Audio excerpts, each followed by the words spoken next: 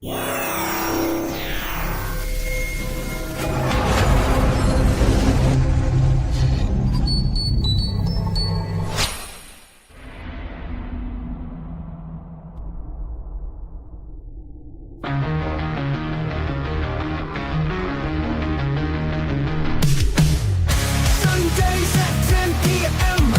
Eric the Data Ranger. Best movies, worst movies. From every dimension and every timeline. All the worst, all the best. Cosmic Theta Theatre 2117 in the not too distant future. Cosmic Theta Theatre 2117. Let's get ready to riff. Do you know what your sin is? Oh my god, I'm not the god, I don't think. The dude abides, I need scissors. 61. Scientists are so preoccupied. Are you the keen master? I know kung fu. I fight for the users. Cosmic Theta Theta Cosmic Theta Theta 27. Cosmic Theta Theta 27. Cosmic Theta 21/7.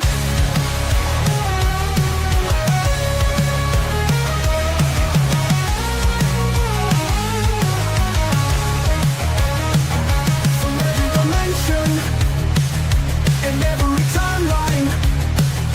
All the worst, all the best. Cosmic to every dimension and every timeline. All the worst, all the worst, all the best. Do you know what this is? I'm a god, I'm not the god, I don't think. The dude abides, I need scissors. 61.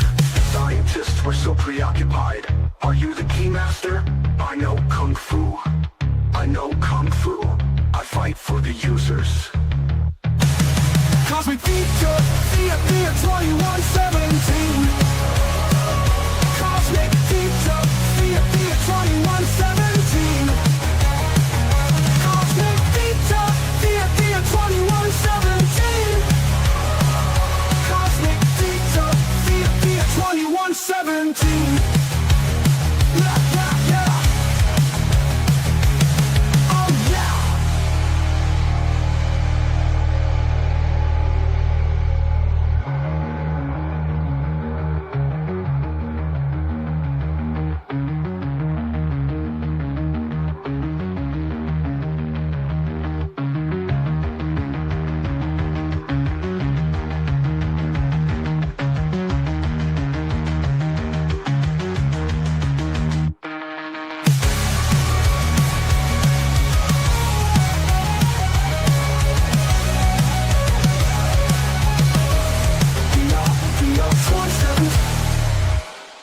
Cosmic Theta Theta Theta 2117. Cosmic Theta Theta Theta 2117.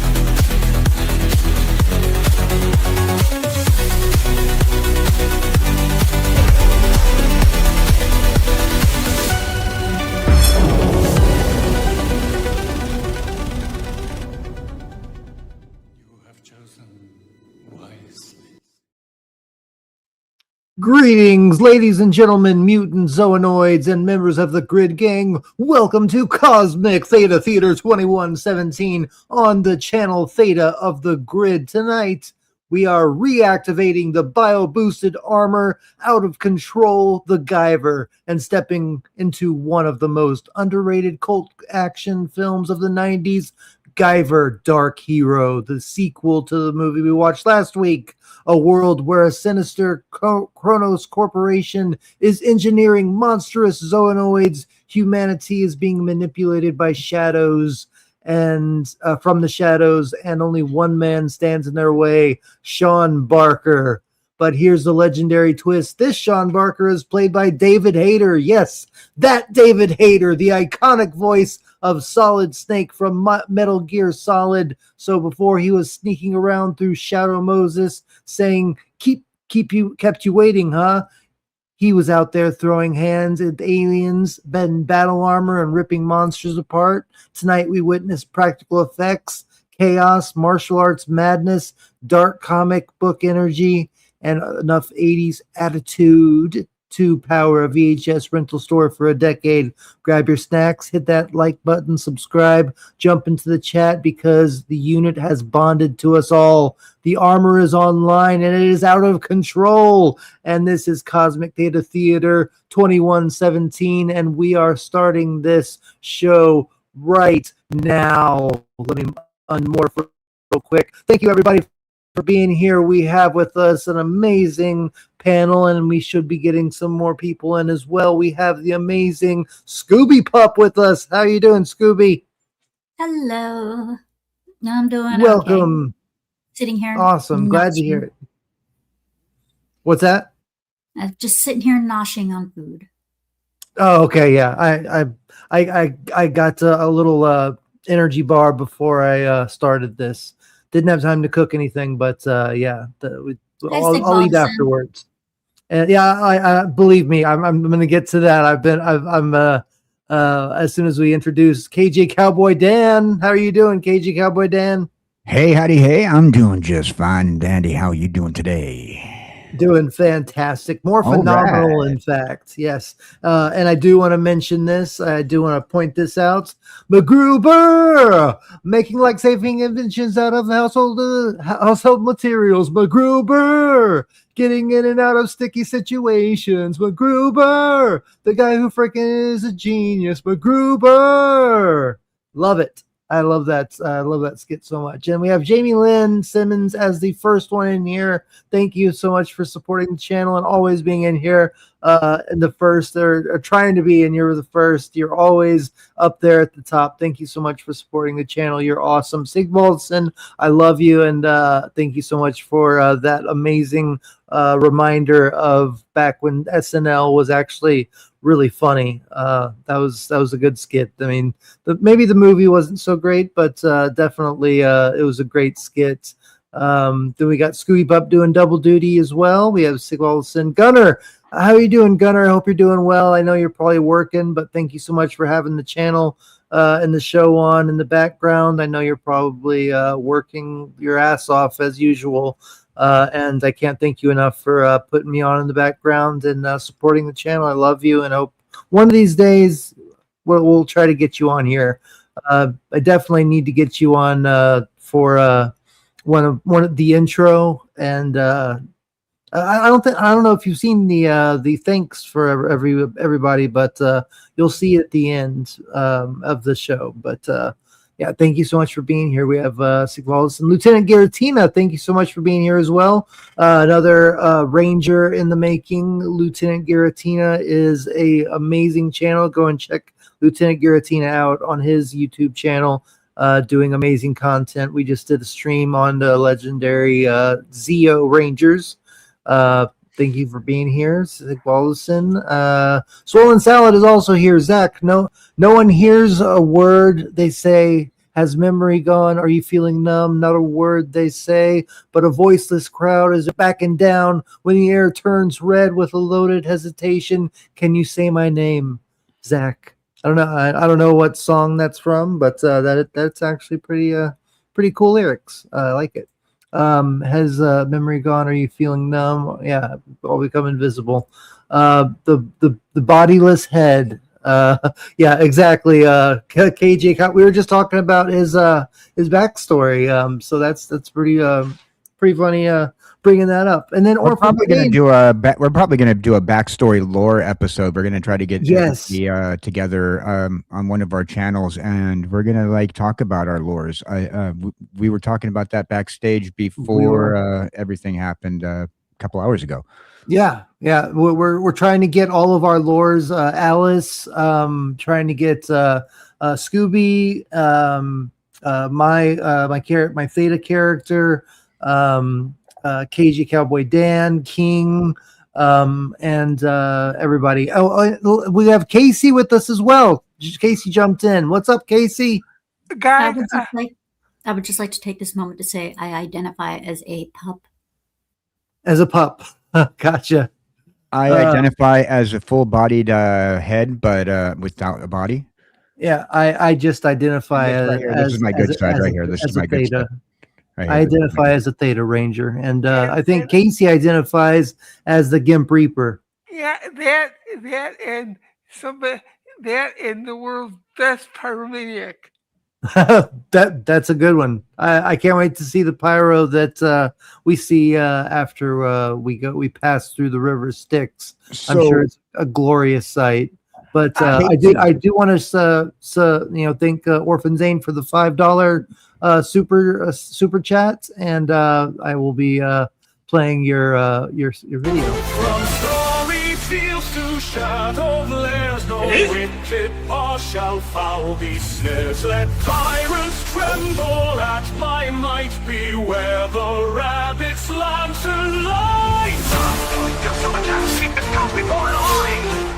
Cast your super chats, keep this cosmic born alive. Drop your super chats, keep this cosmic born alive. Chat your super chats, keep this cosmic born alive.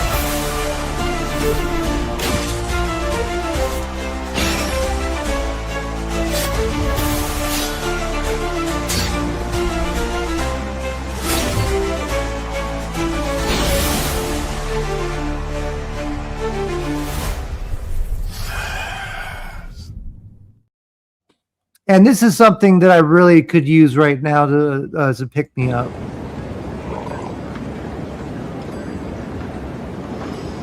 You know, this is, excuse me, a damn fine cup of coffee. Oh, that damn fine cup of coffee or cappuccino. That's what I'm drinking right now. Is a damn fine cup of coffee. That sounds so good. But yeah, dude, thank you, Casey, for being here. I think King will be here a little bit later. And let's go ahead and continue the conversation we were having earlier, because I think we've welcomed everybody in here.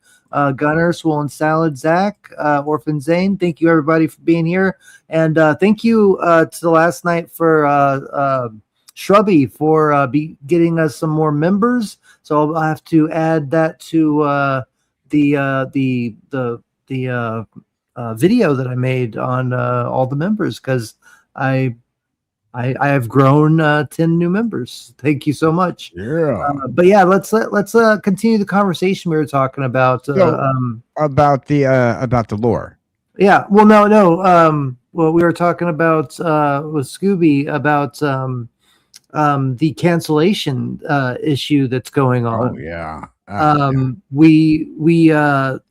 We've seen this this complete outrage throughout YouTube creators being demonetized. Most of the people. I think Casey, you're playing my video in the background. What? Okay, you might have another tab open. Oh, let me see. Oh no, it's not me. I mean, it's not you. It's not me. I don't have a tab open with your video. No, Scooby?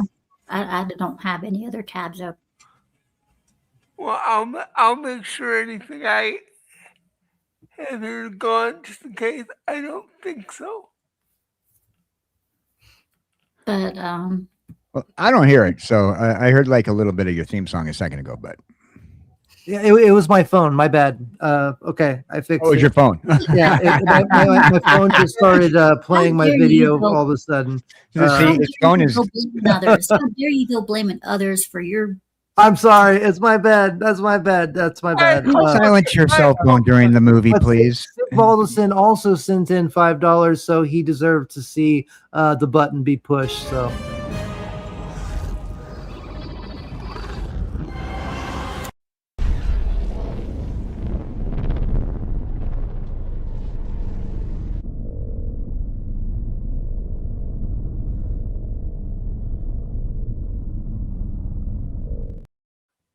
Thanks, And that's actually a really good transition, because that's actually what YouTube is doing to itself. It's targeting channels that are making money and they're demonetizing them. So what they're doing is basically giving the power back to the people to get paid through other means, like so basically what it is most of the people that are being attacked are people who earn the money through the ad revenue, meaning people who have 1,000 subscribers and up. And so basically, not only that, is also they are looking, it's not entirely the AI, but they are looking at people's algorithms and checking out the algorithm. And if you have a really crazy or weird algorithm, they're going to think it's inauthentic. They're going by people's algorithms now. And of course, as far as appeals go, if any of you have been paying attention to Twitter, Twitter is blowing up with people complaining about being demonetized more so than ever. And one guy even wrote in saying that he contacted a lawyer, and he told YouTube that he contacted a lawyer, and YouTube pretty much wrote back with a threat saying, you dare do it, we're going to do the same thing to you. So don't you even think about it. They basically threatened. Yeah, they sent him like multiple. He posted multiple. I've seen this thread that they sent back. But that's why I'm saying messages. One of them said, like one of the very early ones, they tried to hit him with the in the TOS, we reserve the right to refuse service to anybody. And that was one of the first letters that they sent him. And he even did a video about it and about the whole thing. And then of course, there's our good friend Tony. He was in the middle of making his appeal, and they just sent him a letter saying your appeal failed. He hadn't even sent his appeal in. Oh, he didn't even send it? I thought it. Well, he in the process. No, he was in the process of making his appeal, and like 3 days into making his appeal, he gets a message from them saying, "We went over your appeal video. We're turning it down." But if he didn't send it, but he hadn't sent it yet. And then when he finally did send it, he got a message from them back later saying, turning him down again. Well, yeah. I mean, maybe he accidentally sent it the first time. No, apparently. Well, I mean, we'll never know exactly what happened, but once you already send it, the little button, that gives you the chance to it's once you already send an appeal and everything out there, that little button goes bye-bye. You can't access it. I know. One attempt to appeal. So then that, and if you fail your first appeal, then after 90 days, you can appeal again. Yeah. Well, my point that I'm trying to get to is that YouTube's kind of, in my opinion, they're shooting themselves in the foot, because what's going to end up happening is they're going to lose their 30% that they've been getting from all these content creators that are actually making money on their channels. And these people are still going to be using YouTube to put, or another platform to for the lives videos they'll use another platform for the live. Other means. They won't have the YouTube. This is a lot of this is happening because it's not monitored by a human. It's all done by it's monitored by AI, but they say they have a human force as well. But they're lying. They do though. They do have a human force, because there's a certain point, if you take the YouTube class, that you can get assigned a YouTube representative. Well, they might have it, but they're not using it, because if they can send you a reply within an hour, of course they're not using it right off the bat. They're not going to use it right off the bat. Imagine how many copyright flags, let alone other things, that they probably get an hour because of people who notoriously copyright strike things, even if it's not copyrightable. You see that all the time as well on YouTube. But here's the thing, right? Sorry.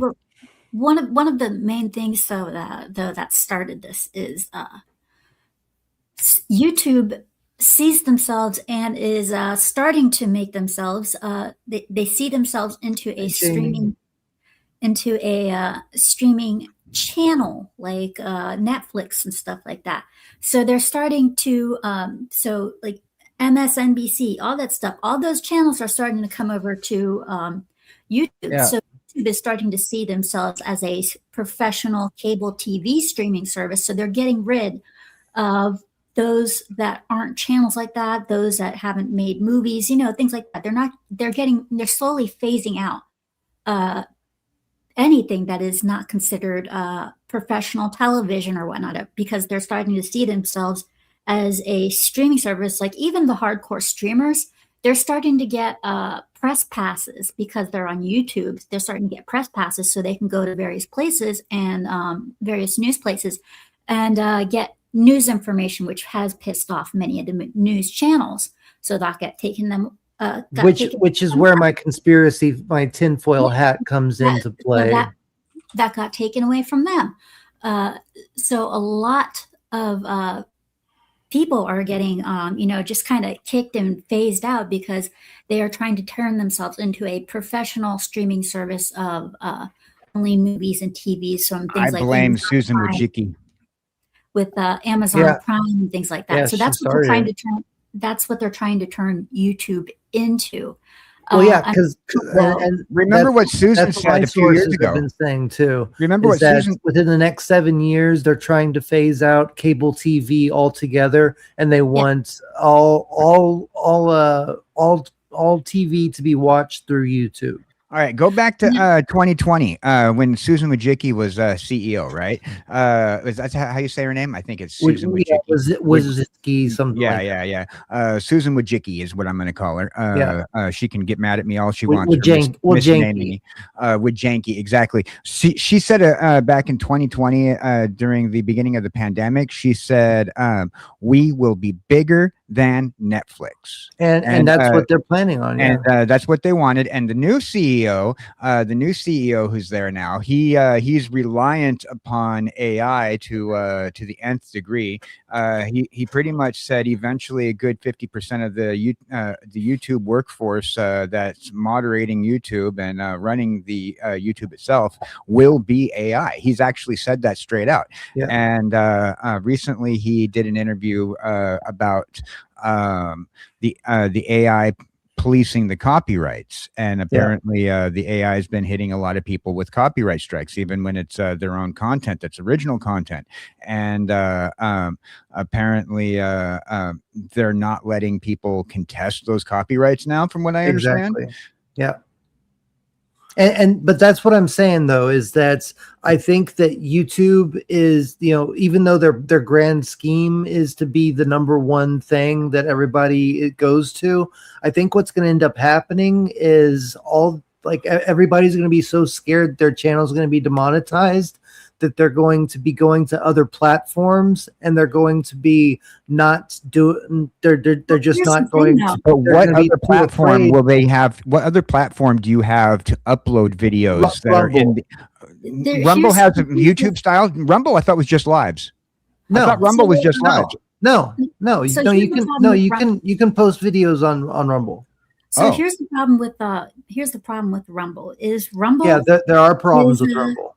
Rumble is it's still considered a baby. It doesn't have the acknowledgement that YouTube has. And not only that, but the stability of its system is not as you have unless you are a premium member, you have to deal with commercials up the wazoo. And not only that, but the payment method too. Once you actually become a member, you have to keep up, you have to make sure that you have a certain amount of if you're in the hospital, if you have a heart attack or something like that 1 month, and you aren't able to do your 5 ad reads and get the 400 watch hours for that month, or any of the 5 things, because there's 5 things that you have to keep up with to become to stay a member of the Rumble partnership program. Yes, Rumble is. They Rumble need to take that out of the equation. Like once you're a member, you should be a member forever. Yeah, Rumble has a lot of issues, especially for people who just want to come in there and watch. And also, Rumble is very, very, very much a news channel. You go over there and you'll see more podcasts. I mean, Steven Crowder, Tim Pool, those are the people that make the most over there on Rumble. Yeah, you will find more, because that's why it was started, because of the whole left and right separation. Sorry, go ahead.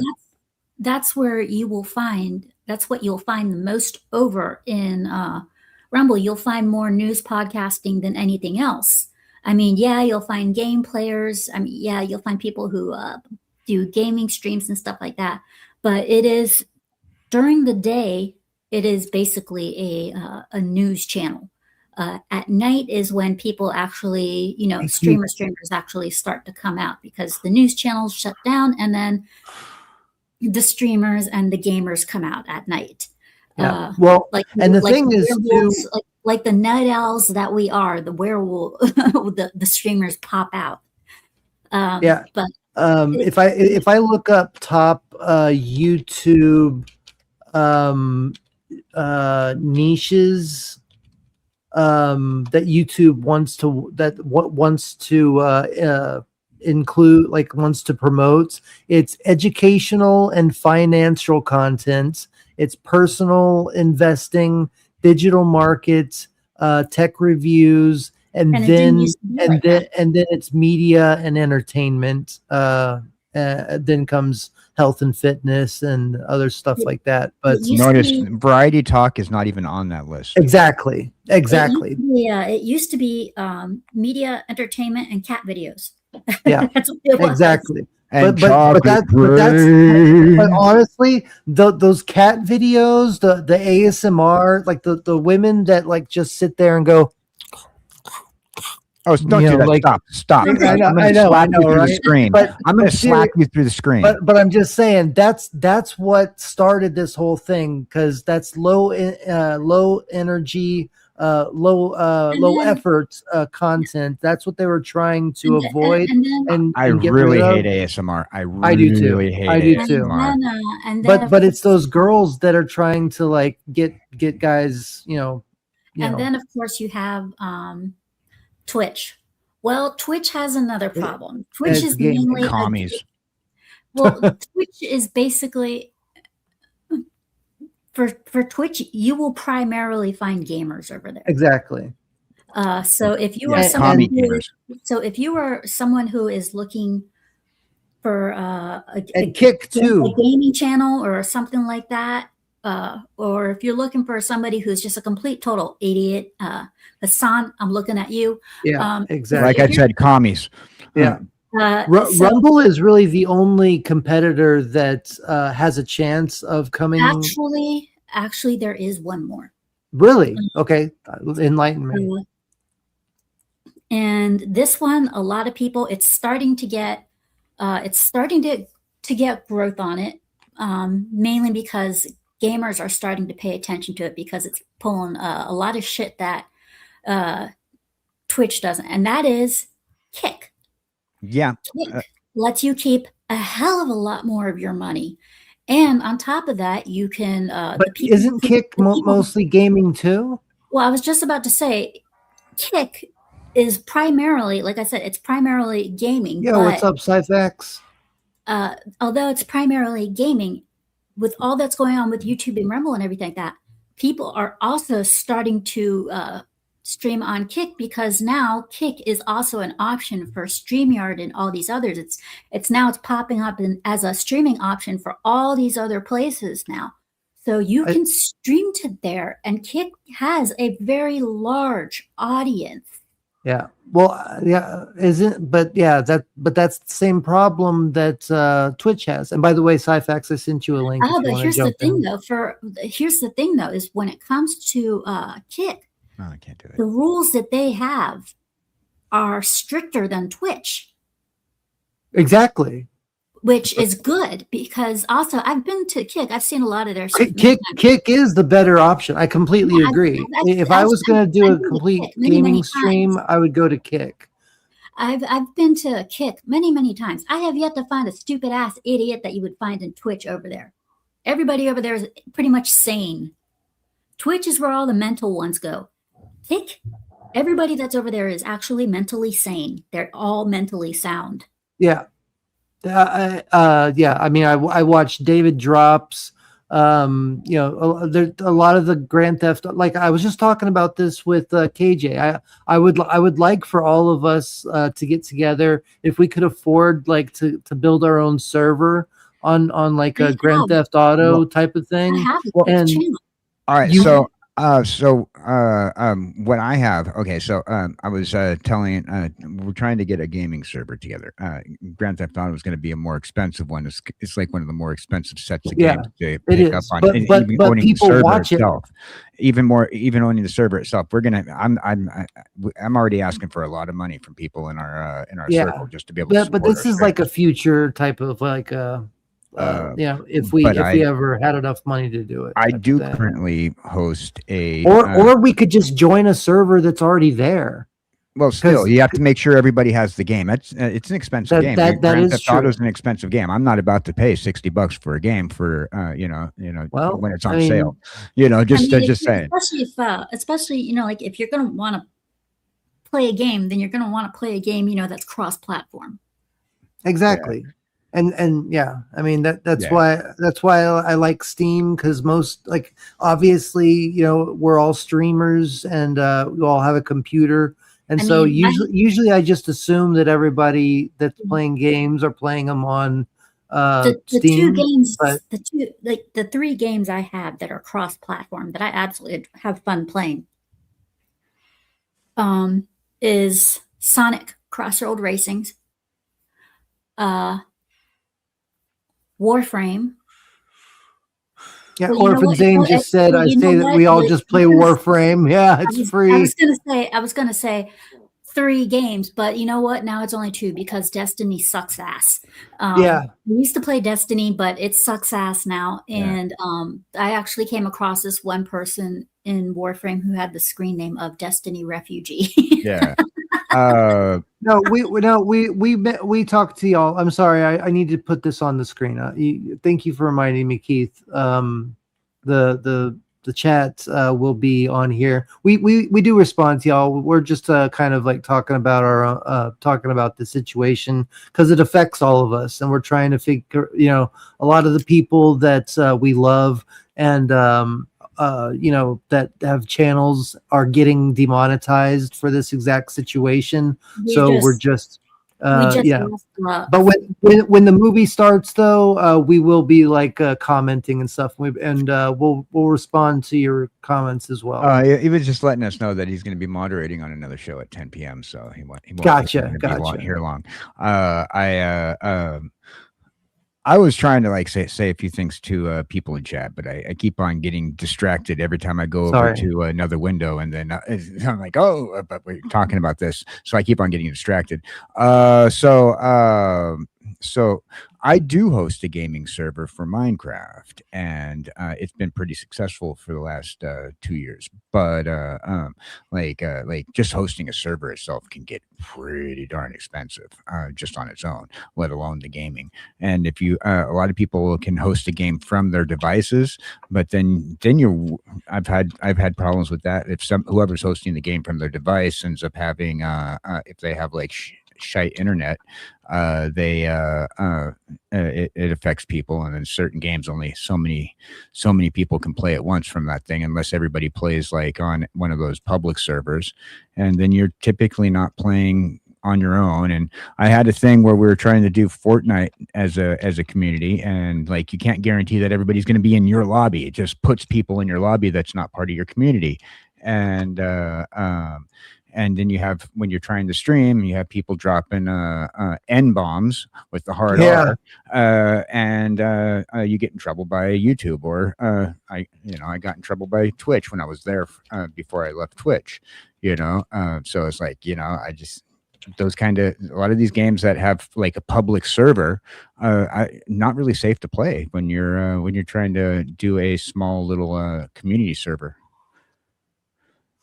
Yeah.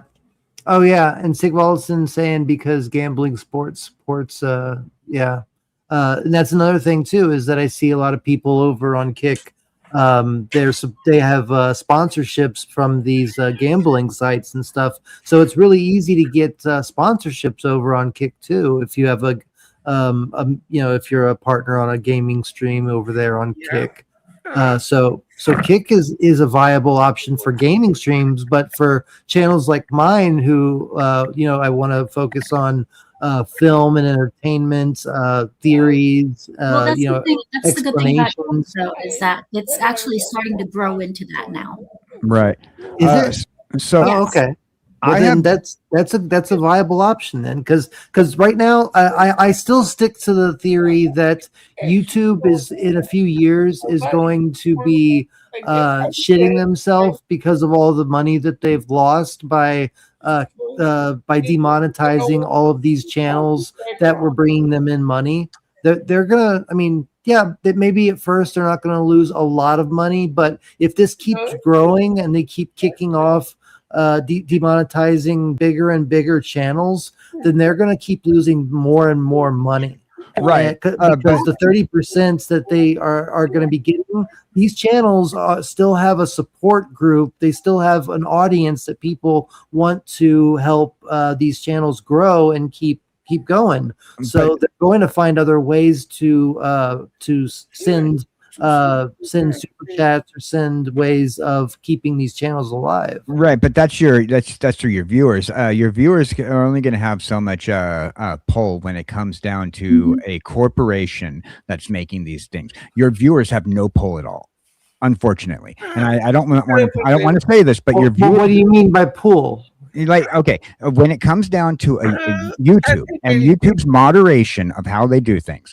the business model that they have and that they're going to be working towards, and according to Susan back in 2020, okay, that they are going to eventually phase out small uploaders.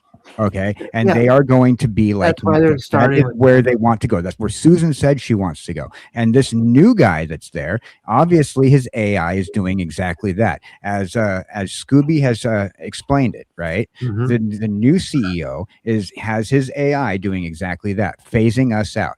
First of all, the kids content, they have YouTube Kids. They're trying to move everybody to YouTube Kids, and all these kids that are coming over on people's streams that are donating to people doing. But if they're trying to take over like the entire media industry, like cable TV, they can't just cater to kids. They have to cater. They cater. Okay, they're catering to everybody, every genre. But unfortunately, the gaming content, where the streamers rely on, most of us streamers rely on gaming for like 6 hours a day. Then we do our content for 1 or 2, and then we have to edit our videos down and post them up to our socials and our VOD platform like that. And streamers rely on the VOD platform that YouTube has. Forget about the lives that we're doing right now. Okay, we're talking about after the live's over. We edit this video down and we place it as a VOD with clips and everything. That's what streamers rely on. YouTube doesn't make as much money off of that if somebody's already seen your VOD, your live. First of all, your live has a shelf life, and that's a lot. Your VOD has a shelf life that's a lot smaller as far as YouTube's concerned. As far as YouTube's concerned, your VOD is milk. It's going to sour in 3 days. All right, you're gonna watch your analytics. For the most part, watch your analytics. YouTube is watching your analytics, and that's what they're using to phase people out. It's they're keeping an eye on your algorithm and analytics, and if they see that it's low, then they're going to say, "Oh, inauthentic content, goodbye." Keith says, I worked with multi-channels, and everybody's subscribers are getting mergered. Yeah. Well, what can we do to, I mean, because what I've researched, the things that I've found to get to get around this, and maybe it's changed at this point, but like we've talked about, having your face on your screen, but that's not a necessity. It's not a necessity, but YouTube doesn't like VTubers, just like Twitch doesn't like VTubers. Yeah, but they also don't like the repetitive formats. All right, they also don't like using the same thumbnails. But they do and over again. They tell you they don't like the repetitive format, but when you change your format, they tell you not to do that. They say, "Oh well, you are a gaming channel because you were playing Minecraft for 6 months, and if you decide you want to do talk content, that is a major change of the format, and they will get mad at you. They will say you're breaking your format." And I'm talking about like visual format, as in like not just like a gaming stream, but like just like how I open the stream with a video or something like that.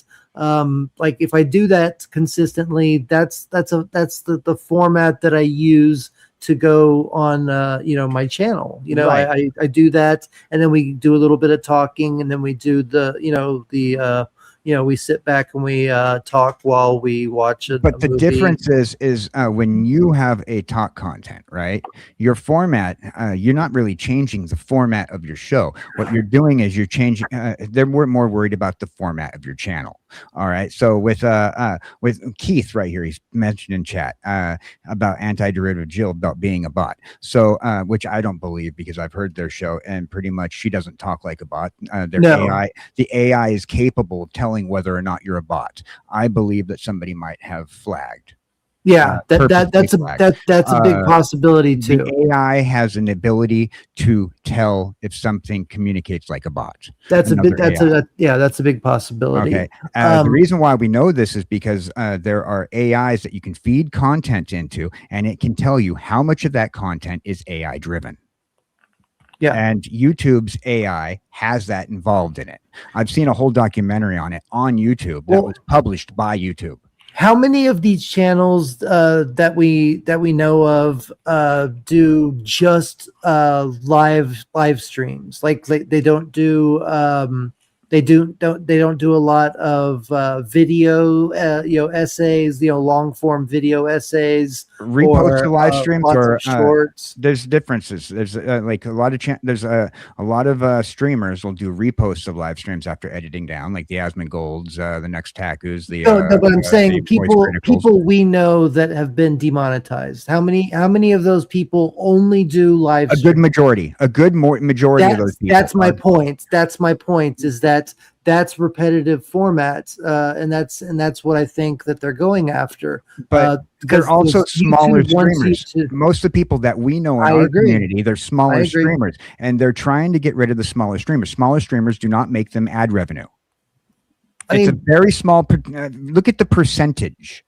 Compared to, Tony is 5,000 viewers, subscribers. Yeah, okay, but that's 5,000 subscribers as opposed to Moist Critical's million. Okay, but my point is just that Tony was making probably about 10 times more revenue than I have been on my channel. Why didn't I get hit first? Well, I don't know. Probably that's my point. Probably because you're not big enough to notice. But Tony's finally getting the notice. But you were just saying that it's the smaller people that they're going after first. But you have to be noticeable for it to go after you still. Like, now think about Dust.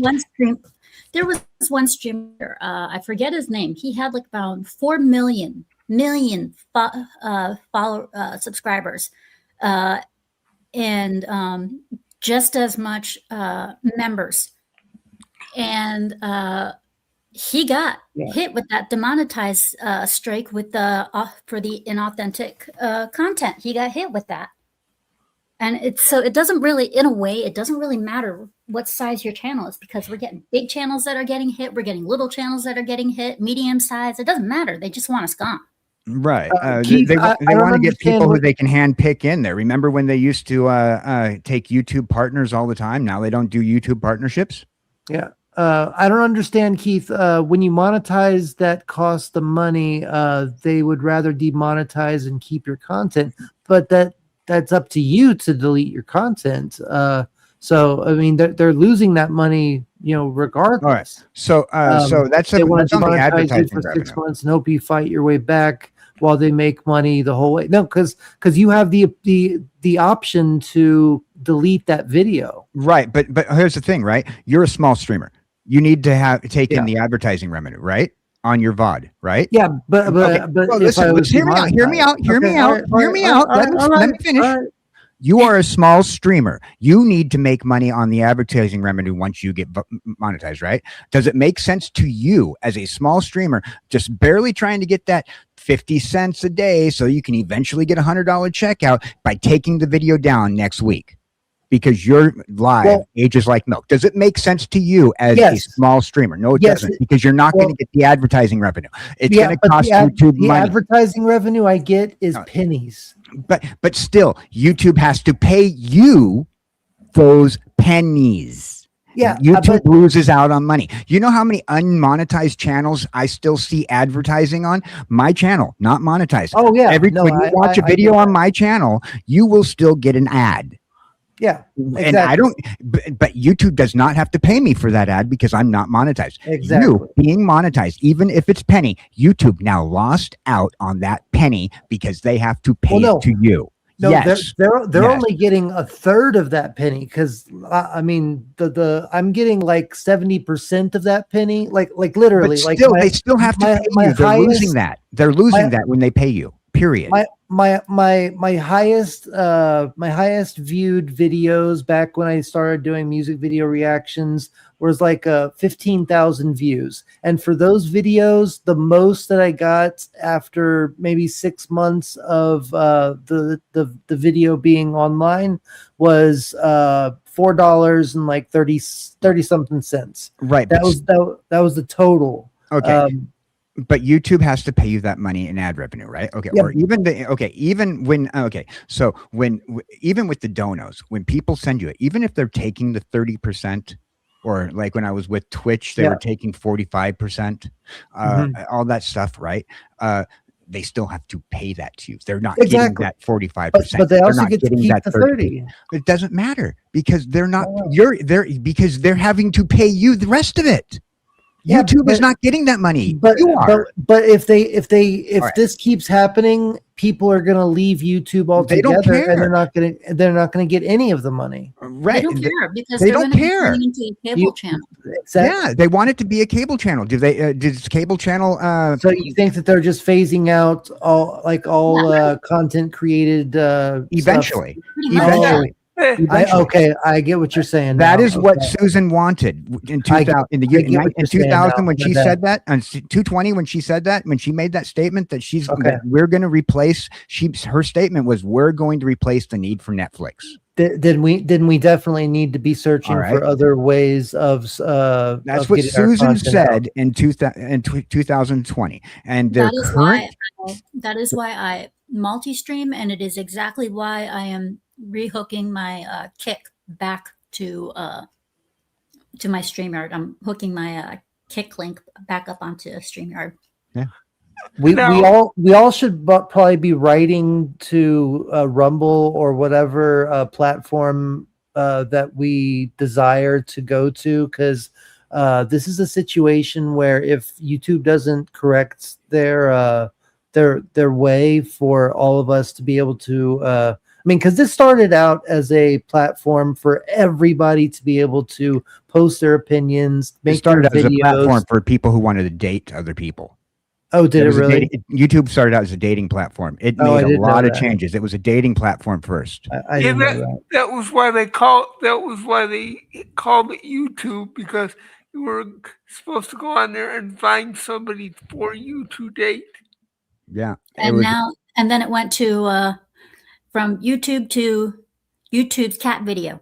Yeah, this is where I went to see funny cat videos and things like that. Or some guy who looked like Steve Urkel singing "Chocolate Rain," or the Numa guy, but then it turned into podcasts, and the podcasts gave people At this point, they're going to lose out on Joe Rogan. They're going to lose out on all of these. About Joe Rogan. Joe Rogan streams his podcast on 14 networks. Exactly, but that's what I'm saying. He's not. Joe Rogan's not going to get a YouTube's. No, I'm not saying Joe Rogan's going to get hurt. I'm saying YouTube's going to get hurt by not getting that 30% of what Joe Rogan makes on his videos. Most likely by the time that comes around. Okay, now you're talking like 5 years into the future, maybe. Yeah, but that's what's going to happen. Right. But okay, let's. I'm the guy in the head in the jar from the future. So let's fast forward 5 years. All right, you know my lore. Okay, so we're going to fast forward 5 years. By that point in time, they're going to bring back another version of the YouTube Partners program that they used to have back in the day. Remember back in the day when they used to get like the top YouTubers? Who's going to trust them after this happens? It doesn't matter, because the same people who are going to trust your regular network. There'll be two. Okay. Can I take a quick moment here? Please, please. Okay. Because this is definitely something that a lot of us will understand. Okay. By the time something like that happens, Theta, it still won't matter, because you have the YouTubers out there that are, think of this in gaming terms. Think of YouTube as Nintendo. It will always have that one group of people that will cling to it for life. No matter what happens, they will be loyal and by their side no matter what. So YouTube will still be able to do the shit that they're doing right now. Yeah. Just at a higher expense. Yeah, but people that are smart, that are actually business owners and stuff smart. like that. Yeah, dude. No, I know, but people that make I keep coming back to Joe Rogan and Jordan Peterson, Bill Maher. They're a handful of people. But there are a handful of people that make millions and millions of YouTube dollars. will contract them to stay. They will contract them to stay. They will. In 5 years, they're going to bring back the contract program. I guarantee you. When they may continue on with this process. This is how every network works. And YouTube wants to be like a network. They will contract their talents. Yes, that's how every network works. You know this. You were in entertainment in the past. You know how contracting works. We will contract you to work for our network. They did it in the past when they made their first change, and they got the cat video guy, they got Chocolate Rain guy, they got Numa Numa guy, and they got freaking Smosh, and they contracted them to say, okay, we're making this change, and we're going to make this change into this new format. And then when they started phasing in podcasts and started allowing for live content, they started contracting in the big guys again. Now, the smaller guys, they all disappeared. Remember, when YouTube changed, every generation of YouTube changed, they got rid of the small guys. And they started all over again to a certain degree. This has been Rome keeps on falling and getting rebuilt. And when they rebuild, they use the strongest stones in the small guys being taken out of YouTube before. That's because you don't hear about the small guys. They're the small guys. Who gives a shit about dust? You sweep them under the rug. You vacuum. You vacuum. You get rid of the dirt. Yeah, you're right. You take the cloth and wipe the shit up and walk away. Two people who will never be demonetized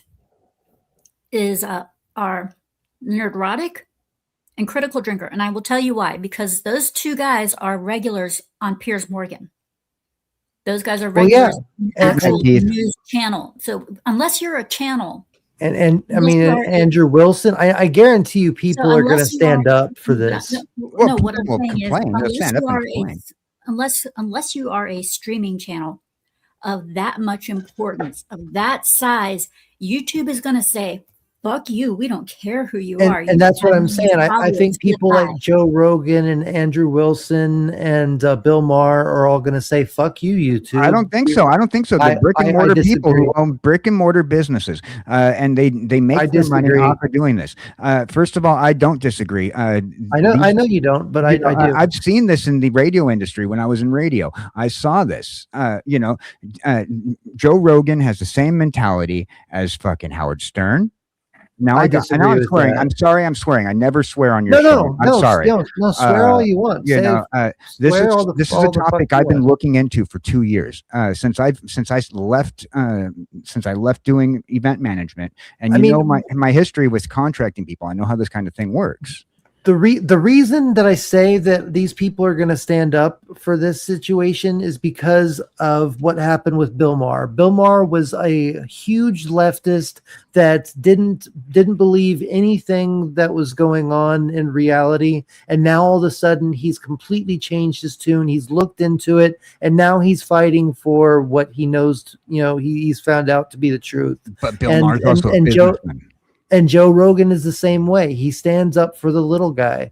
I just don't see let's them. See what happens in 5 years. Let's see what happens in 5 years. I don't believe that would happen. I don't trust any celebrity when it comes down to things, especially when they're running their own business. I've seen it too many times when I lived in LA. I've seen it too many times. I get it. I think that we're at a point right now where the rubber meets the road, and the whatever side it is that's screwing up the ability to use free speech and to make your own content and stuff like that. This is not an issue about free speech. This is an issue about money. Well, it is about free speech, because this platform was about being able to share your own own creativity and share your own videos and do. I mean, that was. It might have started as a dating service, whatever, but it became a service where we could all get on here, make our own videos. But that doesn't make money for YouTube. Here's one thing, though. Here is one thing, though. People might not make a lot, but all of us put together makes people. People can get demonetized. It'll piss you off. Yeah, you can't make the money, but it's not the same as getting a strike to the point where your channel is gone. So if you still want to make money and still want to do all those videos and everything, there is a roundabout way. And that is PayPal or Ko-Fi or any other way of payment that YouTube cannot fucking touch. So if you Ko-Fi, I love it. For the price of a coffee, you can donate to the channel. And that was my point, is that I think that's going to be the answer, is that eventually, and I respect y'all's opinion, Orphan Zane and Jamie, but that's my point, is that I think that eventually what's going to happen is there's going to be so many people that are demonetized that they're going to keep making videos on the platform, but they're going to be cutting out YouTube's cut and being paid through other means like PayPal, Ko-Fi, Patreon, stuff like that. You know what we used to call that, right? We used to call that busking, where you put out a jar. Yeah, exactly. But that's exactly what's going to end up happening, and YouTube's going to be cut out completely. Busking is the entertainment version of begging. Exactly. Well, but that's what's going to happen. Or as some people say nowadays, the lefters like to say, grifting. But that's exactly what's going to happen, because they're putting us all in a situation where if we can't do this the way that it was set up originally, then we're gonna find a way. I mean, because we've been trying to figure out a way to make our channels monetized and try to make money on this platform for years.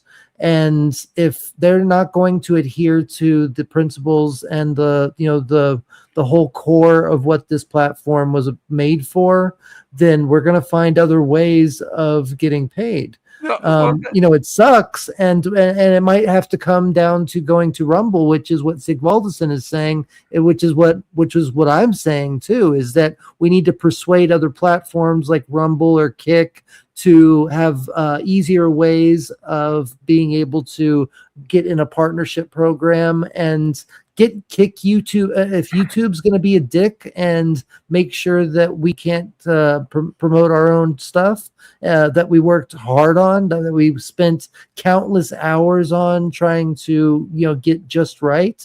Then we're going to have to go to other platforms. And how long does Rumble let you keep your VODs? Forever. And okay, if I don't do a live, can I just upload a video? Yes. Okay. How hard is it to get people from YouTube to go to Rumble? Hard. Okay, Yes. there you go. Now. All right, so hold on a second. But that's why I'm saying we need to persuade them hold to on a make it second. Hold on a easier. second. No, hold on a second. Hold on a second. Okay, I just wanted to finish my sentence. Easy, boy. Easy. So okay, you're promoting, and I agree with you. By the way, this is why we should be simulcasting. I completely agree with you right there with what you said, and I'm going to tell you why, and I'm also tell you why it's not going to work. All right, I agree with you. You need to be simulcasting. You need to be simulcasting to Twitter, which you are doing. You need to be simulcasting to your Kick. If you can afford to be simulcasting to somewhere other than here, you know, get that 5 channels rather than the 3 channels. You should be doing that too. Simulcast on as many networks as you possibly can. Build your which we are. We're on Twitter, Rumble, and YouTube right now. So right now, if y'all want to support this channel, maybe go to the Rumble side and support over there, and you know, if send super chats over there, because you only need $50 over there to be able to pull it out. Yeah, it is harder because you have to wait a month to be to get back into the partnership program, and it'll take a lot of work to do the sponsorships, ads, and stuff. But yeah. So that's where you're doing it right, and that's where you're right, and I agree with you. Right. So is that you need to be simulcasting. Now, Jamie Lynn supports you, and Orphan Zane support you. I've been saying out loud, I'm not sure if they heard me, because I've been kind of like, this has been a topic that I've been very, I've had a rant on this for a couple of years now, because I've been helping other streamers. This is not my first channel. KJ Cowboy Dan is not my first channel. This is actually my second channel. My first channel was stolen from me. And I've told you the story about that. So anyhow, when I was doing this originally, and I was posting videos from bars, my karaoke singers, I was doing a lot of stuff, and I almost had that YouTube contract that they were trying to give out when I had my first channel and all that other stuff, you know. And Orphan Zane, I actually have a Cash App. Maybe I'll put that in my my bio instead of as well as my PayPal as well.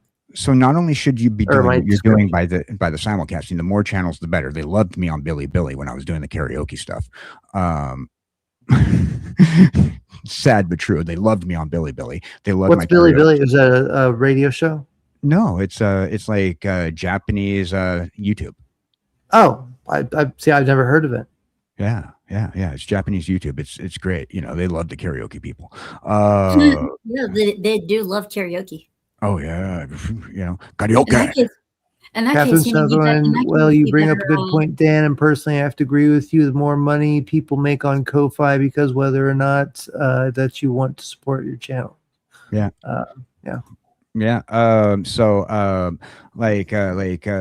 the more channels you simulcast to, the better it is. That's why places like Streamyard, they want to upcharge you so you can stream to 2 more channels. I think on Restream they offer up to 40 streaming networks. I don't even know that there's that many streaming networks that you can have. Like globally, you know. So I mean, the more places you're streaming to, the more likely you're going to stretch your following. The hard thing is, and this is what YouTube knows, and they got you right here by the balls. And also Twitch kind of knew this to a certain degree. I couldn't get my Twitch people who watch my lives to come over to YouTube. Unless they were it is really difficult. Nobody wants to go from YouTube to any of the other ones. Well, it's about comfortability too. Like when they're comfortable doing something a certain way, it's really hard to get people to change that aspect. Right. Well, comfortability. Right. Okay. So let's use comfortability as an example. Right. So when you're used to eating prime USDA Kobe steak. Exactly. And then you get to go, then somebody's saying, hey, why don't you come over here to Twitch with me and have ourselves a 99-cent store out-of-date meat hamburger. You know, I mean, seriously, you don't want to go from nobody wants to go from Gucci to secondhand store. Yeah.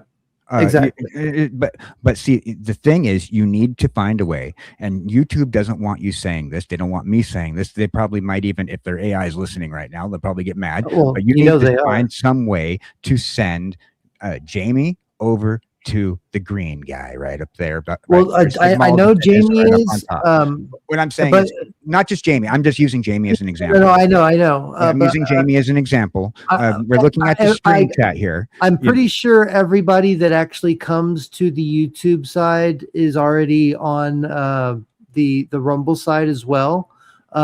It's about getting new people. That's the hard part. Everybody in your chat, not just Jamie, but let's just pretend that Jamie doesn't have it for a minute. Okay. Just okay. So we got Jamie Sigvaldson, and Orphan Zane right there, all listed in that little chat right next to my head here. And so I'm looking at Jamie. Hey, how you doing, beauty? So I'm looking at Jamie right here, right at eye level. You know, she's looking at me. She's saying, "Hey, how you doing, Dad?" You know, sorry. Me and Jamie's got a thing going on right here. I know. How can you not with Jamie? You know, she's sitting there right at eye level on me. So we need to get Jamie over to be sitting in the same seating in the movie theater with Sigvaldson, so that way both Sigvaldson and Jamie are looking at me in the eye, and I have like myself a little happy little three-way. And that's YouTube doesn't want that. YouTube doesn't want this. They want you to pull Sigvaldson to the red. Yeah, they don't want you to pull Jamie to the blue or the green or the purple or the you know, whatever other colors you know, because like when I'm on TikTok, they hate it when you say YouTube. Well, yeah, and same thing with Rumble. I mean, saying Rumble on YouTube. They hate it. And Twitch. I got hit when I was on Twitch for having this chat right here with the combined chat. I got hit on Twitch several times. Twitch won't let you use the combined chat if they notice it. Yeah. All right. So yeah. So like you got to find a way to and while everybody wants to keep them separated. All right, Offspring, calm down. You know, you got to find a way to instead, you know, have a big old orgy with your friggin' chat here and all in one place. You know, and YouTube doesn't want that, and this is one of the reasons why YouTube's going to go, okay, we're gonna go big. We're gonna limit everything. We're going to make more money. We're going to pay you less or not pay you at all. And whether or not you think that being a small creator that is going to hurt YouTube, it's not going to. And, you know, I'm sorry, but Joe Rogan's not going to notice. You know why Joe Rogan's not going to notice? Because he's going to be contracted. See, I don't think he will be. I think he has too much money to be coerced into doing that. He has businesses and he has people who work for him underneath him. He's one of those conspiracy theorist guys where he doesn't want to be controlled. He's also a comedian who works in the entertainment industry, who's worked in the entertainment industry for 20 years. And he has way too much money to want to be controlled. It doesn't matter. It doesn't matter. You ought to know this by now. You ought to know this by now. That's not how the entertainment industry works. See, but there are exceptions, and that's what I'm saying is the exceptions to the rule, like the people that are hardcore leftists that will never give you a shred of I can guarantee you those commie leftists will change their mind in a heartbeat. Come on. Well, no, but there are people out there like Bill Maher who were hardcore leftists and he changed his mind in a heartbeat instantly. Exactly. And now he's a capitalist. Pushing right-wing agenda. And he's even and this is right-wing agenda we're talking about right now. Yeah. We're not talking about left-wing agenda. Left-wing agenda is not about making money. Left-wing agenda is about bending over backwards and letting somebody give it to you up the ass. We're talking about right-wing agenda. We're talking about corporate agenda. Yeah. This is right-wing agenda. Bill Maher would be totally for this. Joe Rogan has his own business. He has multiple businesses. I disagree. I think that as a comedian, when you're a comedian, you want to have or at least the comedians that I've seen, they are all. I mean, George Carlin, Richard Pryor, you know, back in the day, it was all about being able to say and do whatever you wanted to say. If you had some creative way of sharing your passions for something, you were given the right by God. George Carlin was fighting for the legal right to say this stuff, though. He wasn't fighting for pretty much a business. As a business, they have the right to tell you what you're allowed to say when you represent that business. It doesn't matter what your freedom of speech is. Yeah, I do want to show you all this. This is my monetization checker for my channel. When it comes down to it, I'm only 60% available to be monetized right now. I'm only verified to be 60% authenticated right now, and I do everything. I show my face. My thumbnails are all different. My formats are relatively different. Some of them are the same, but it's not a kids channel, obviously. If there's no restrictions or anything, it's an entertainment channel. Ads are active, no age restriction. Maybe I should put an age restriction on it. Maybe that would help. But no, actually, that'll hurt you, because if you put an age restriction on it, then they can't put it on YouTube Kids, which means less chance that they can get monetization on it. That is insane to have 60% on a channel that I have done so many different things on. So you're gathering a C average. That's still a passing grade. Well, technically, I mean, in the you're school gathering a C average. A low C. In my school, that was an F. Well, I'm not talking about education. Yeah. Okay. Okay. I'm talking YouTube standards. You're running a C average. Okay. So 50%. I've seen a lot of YouTubers have, like, on those public analytics. I don't buy those public analytics thing, because those YouTube trackers, they're not getting all your stuff, because certain stuff is only given to you and YouTube, because there's certain things that are part of privacy, and as you're making money with them, there are certain privacy issues. They'd only have to report certain things. So those are averages, first of all. True. That's true. Public analytics things are coming out with. So you're looking at something that is not accurate. You want to get your professional analytics. It's not accurate, but it's close. Like your best analytics that you're going to get are going to be through YouTube itself, and then from there, if you haven't already done so, you need to work towards getting yourself a YouTube representative. Which I do have right now. Okay, and communicate with your YouTube representative on a regular basis. Start a new channel. Right. And so, but they're always going to do that. Yeah, I mean, the more channels you have, the more likely that you're going to be able to they want you to put content on as many channels as possible. They want you to have a music channel. They want you to have a gaming channel. They want you to have this. And YouTube wants you to be in these little boxes, so that way they can easily sit there. And we've talked about this before, that you can be easily sat there and put in a box that they can say, hey, I can sell Frosted Flakes on this channel. I can sell Legos on this channel. I can sell guns on this channel. You know? But see, doesn't that go against what you were saying about how they just want to get rid of all the channels? No, it doesn't, because then you're working for YouTube and doing what they tell you to do. There's a difference. Okay, it's like the news, right? News at certain points in time. When you go get, news is on at a certain time of night. You have cartoons on at a certain time of day. They're able to set your television stations up into certain little boxes, so that way they can sell advertising space. In the mornings, what do you see in the mornings? You see Frosted Flakes commercials. In the afternoons, what do you see when kids get off of school? Oh, you got Lego commercials. What do you see at night? You see old people getting pushed medications. They put your content into these little tiny boxes, and that's how they do it. That's how all of entertainment industry does it. Well, YouTube is one channel, all right, not your channel. It's one channel with little tiny, what they're letting you call your channel a channel. Okay, this is them. When you call your channel, it's not your channel. It is their part of their cable network. All right. I get what you're saying, but if they demonetize all of the creators that aren't doing the right thing, or in their eyes, then they're losing out on money. But you when you click agree on that that contract, I agree. The terms of service is a contract between you and YouTube. And when you click agree on it, they reserve the right to refuse any kind of monetization to you.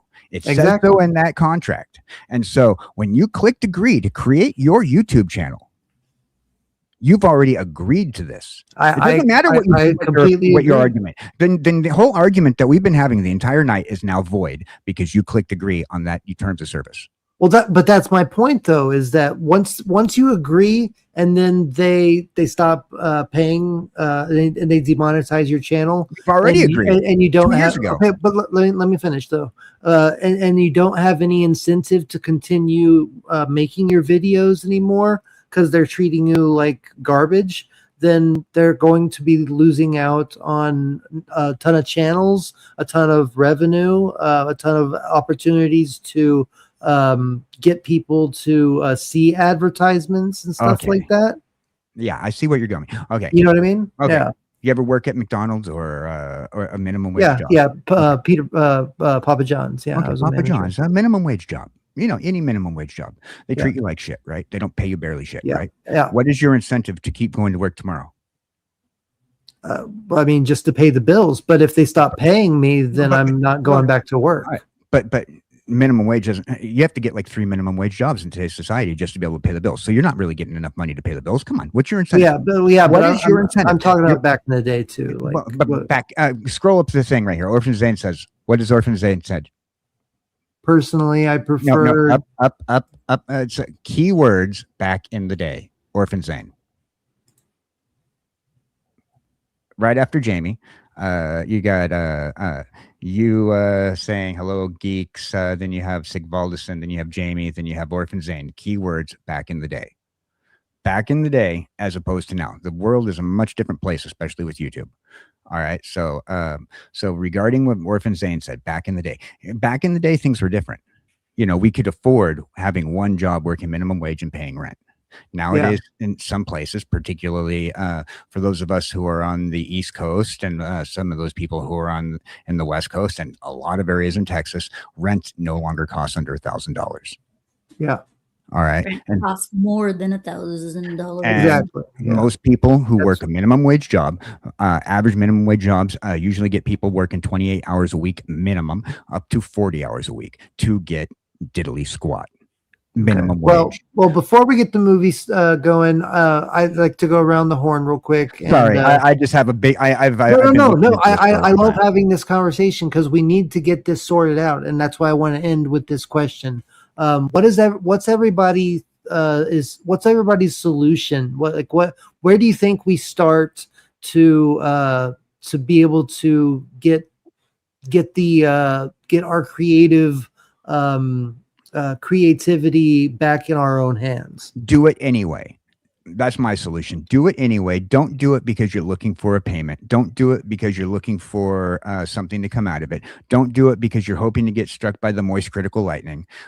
Do it anyway. You have your friends. We got Casey. We enjoy hanging out with Casey. We like hanging out with Theta, watching a movie on Sunday nights. We like having stupid conversations about nerd shit. Yeah. And I've been swearing. I'm sorry, Jamie, for swearing in front of you. I shouldn't swear in front of a lady over there. No, she swears too. Don't worry about it.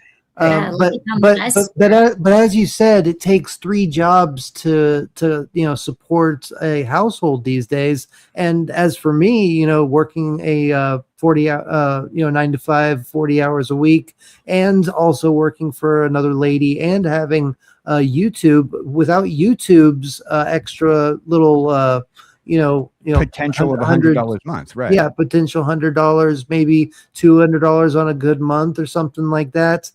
Without that, I wouldn't have the means to have the internet. This is why we hang out together, and this is why we have our little community. And one of the things I've been preaching amongst the community backstage, and Theta's been hearing me say it and trying to get everybody together. And but I do agree with you. Just keep doing it because you love it. Keep doing it because you want to do it. Now, if you're doing anything with the idea of monetary return, now, unless you really put in, you're putting in, because look at these YouTubers who are struggling, and they're putting in the highest content quality cartoon animations, Jaden Animations. We got what's his name? The guy who does the little stick figure guys, who just got picked up by Netflix, and then Netflix dropped his show and he had to come back to YouTube. We have a whole bunch of people out there. Smosh, even, they went from old school YouTube to contracted YouTube, then they dropped the whole partners program, and then they didn't have it anymore. Then they had to get monetized like everybody else, and they opened up a business to make stuff, and they're making the highest quality crap that's on the YouTubes. And then now their following has dropped and they're not making as much money as they were. They're having trouble paying their people. They have a former Nickelodeon actor who's pretty much running Smosh now. And pretty much all when you open up a Smosh channel, all they're doing is reading Reddit anymore, because there's no content that they can make that's going to pay them, because they don't have the system that you'd think that they would have. So with the changes that's going on with this thing, you want to do this because your community is helping you. We got Scoob here tonight, the lovely Scoob. Yeah. And she's helping us. And the immortal Casey. And then I'm rocking a thing with the rockin' King of Cats, King style, and our little community has gotten together and helped us just be able to just put a little niche in this little dust pile we call the underneath the rug of YouTube, right? Yeah. And we're lucky that we haven't gotten that letter that says you are authentic. Yeah. You bring on different guests as often as possible, so YouTube can't say, hey, your talk shows are inauthentic. Yeah. While you do have changing out the layouts, doing different types of content, just like we did last night with Whose Line Is It Anyway, or doing a trivia night, or playing riff tracks, that type of stuff. Right. So the problem though and speaking of King of Cats, King is here with us right now. I said his name. Yeah, I'm the cat man. Yeah, I showed him. Cat man. So here I'll put y'all together. There we go. So not only do you have your community that's helping you out, and forget about the fact that YouTube wants to put you in multiple little boxes so that way they can sell advertising revenue. If they can't sell Frosted Flakes, well, screw them. They're going to put advertising on your product anyway, right? They put advertising on my product. I've seen it on my channel, and I'm not even compromised. I'm not even monetized now. Yeah. I've seen them put it on my channel. So they're going to put advertising on your product anyway. It's just whether or not they want to pay basically, you. Just keep doing it because you love it, and just hope and that simulcast and simulcast. Simulcast that shit you love. Because when I take a big old shit, I take a picture of it and I send it to all my friends on the telephone. And I'm sorry you got that picture this morning, but it was impressive.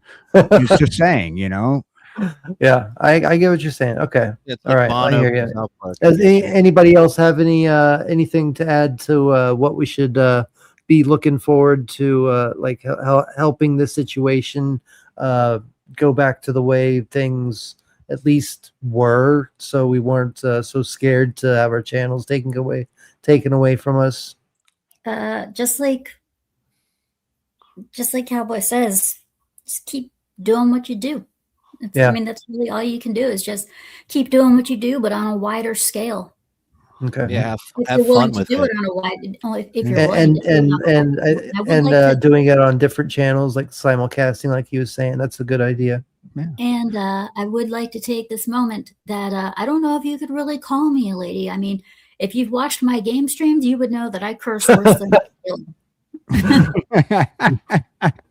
but that's why we love you, Scoob. If anybody knows me, though, this is like the first time I probably cursed on a Theta show. I don't usually. It might be. I don't usually swear when but I've been looking. I'm glad you did. I mean, that's what I really do appreciate y'all indulging me in this conversation, because it's a conversation that we really do need to have, because it's something that it could be coming around the corner for any one of us that are monetized, or keeping us from being monetized. So we need to figure out a way right now what we're going to do to get out of the situation, or move to a different platform to show whatever we think is the right decision. I think that we needed to have this conversation anyway. For those people who want to support the opening of ThetaTube, the YouTube alternative, please make sure you donate $5 million to our Ko-Fi page. I will make sure that everybody has their, it won't be a 70-30 split. You'll be getting at least 95% of everything that you make, because I think that's bullshit that it gets anywhere near 70%. They all they did is have the platform and then make billions of dollars from millions of people. Yeah, they only do that because Google owns the rights to it, though. Yeah, and then that's another thing too, is that like you said, Google is the owner of YouTube, and Google is a greedy platform. It's a greedy company, and they know Google's that they're gotten what in they're trouble doing. and Google has gotten in trouble like lots of times within just like the past 4 years. It's gotten in trouble dozens of times for embezzling and all sorts of shit. So, but they get away with it because they they own servers that hold government information. Yeah, and not only that, but like there could be plenty of other YouTube alternatives, but the problem is they're too big. Like Daily Motion, that's what we've been talking about. Daily Motion would have been a perfect number 2. It doesn't have to even be number 1. It could just Does Daily Motion even still exist? Yeah, I've never even heard of it. So Daily Motion still exists, but it's more of a political platform than anything. Gotcha. And see, that's what I'm worried about too, is that most of these platforms are going more political. But let's close the conversation now. We've been having it for we've been talking about it for an hour and a half. Thank you, Sig Mollison. But Sig Mollison, yeah, I agree. It was a good conversation. We really do need to talk about this more and figure out a way to get around this and save creativity from getting completely annihilated from existence. Because right now, the AAA studios that own these franchises and own the ability to go out and film this stuff, they're the ones that are in power right now. And the thing about YouTube, and especially with AI, we were able to go ahead and make our own content. Like these channels that are making these Star Wars videos that are making, that literally make me cry. They're so good. Look at what Orphan Zane says. Look at what Orphan Zane says right there. One of the funniest parts of Scooby Stream is seeing how long it takes for her to snap. Exactly. And it's taking that away from not only Scooby, but it's also taking away from everybody that wants to watch that. Yeah, it wasn't Scooby that snapped today, though. It was me. No. But when she plays games, is when I play certain games like it is funny. Or Wu Chang Fallen Feathers and stuff like that. Rage quitting and yeah. Oh, okay. I thought you were referring to the fact, because I don't usually swear, and I was swearing up a storm tonight. There's only one game that I've actually ever rage quit, and that was Wu Chang Fallen Feathers. And I know. Even then, I still go back to it every now and then as like a membership run or a subscriber run. So if I'm trying to get subscribers or whatever, I'll usually hop back into it. But right now, I'm just focusing on 2 games. But I want to finish Pragmata first, and then I'm going to hop back onto Code Vein because I was having fun with that game. It's just it does have its moments where I just kind of want to wring the creator's neck because I don't know where it's supposed to take me. I'll spend half the time running around the map going, where am I supposed to go? What am I supposed to do? How am I supposed to find this person? Don't you hate that when and then you find out there was something so simple that you were just like, why did I miss that? How could I have missed that? But yeah, I hear what you're saying. All right, everybody, we're going to get started at the movie. Go to this link right here on the platform. I don't know if I should say it because I don't want to. We've been saying stuff all night. It's probably gonna get the algorithm. I kind of probably made the algorithm mad, the AI overlord mad, because I was swearing all night long. Well, no, not just swearing, because after 10 minutes you can swear all you want, but just talking about different streaming platforms and stuff like that. They don't like that. That's a big no. So everybody join the Cosme, and we'll get started watching the movie as soon as everybody gets jumped in here. But and I don't mean jumped like in a gang sense, but I do want to thank everybody as a member. So while everybody's jumping in, I'm going to play this video, and thank you everybody for being a member. So if you haven't seen this video before, check it out, and thank you all for your support on the channel.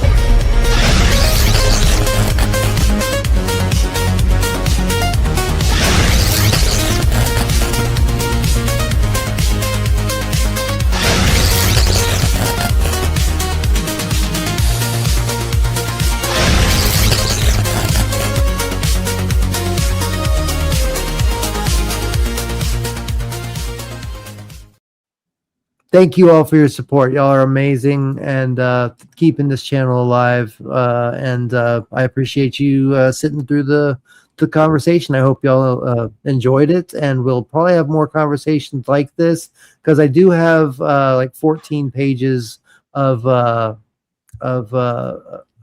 research that I've done into this whole situation, how it got started, what the program is actually looking for when it comes to demonetization, stuff like that. So if everybody's in, let's go ahead and get the movie going. Let me see if I can you throw me a link here, son? It's in the private chat. Okay, yeah. Oh wait, I think he got here afterwards, so he's not, he can't see it. Okay. So there it is. Thank you. You're welcome. All right. As soon as I see you jump in, then we'll. Yeah. Okay. There you are. We'll go ahead and start the movie now. Yay! And y'all can see this. Everybody can hear it. Yeah. Yeah, I can hear it. Okay. Yep.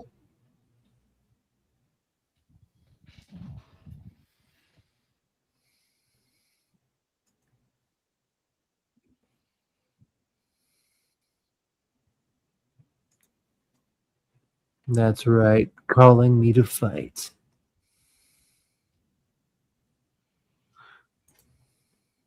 And let me get the full screen out so y'all can see the whole thing. All right.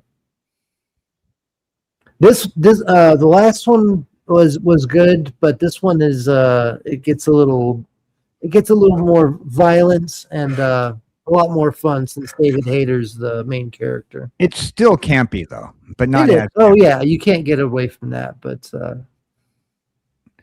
and they reused a couple of the costumes. Which is exactly. good because in the anime, the OVA and the full anime in 2008 or 9, the AV one, the mutanoids, Zoonoids. Zoonoids. Sorry, I don't know why I said well, they might as well be mutants, but the Zoonoids, they have the same design. Some of them, they didn't really change anything, which I like because it's consistent. I think Steven Seagal wore the same outfit. I was gonna say like that reminds me of somebody, but yeah, it's probably Steven Seagal. Yeah, he wore that same outfit, but it was fat Steven Seagal that wore that outfit. True, but don't tell him that. Well, would that be in his famous movie Above the Burger King? Hard to digest. Yeah. Oh, see, that's why you shouldn't be smoking weed when you're on a balcony. Well,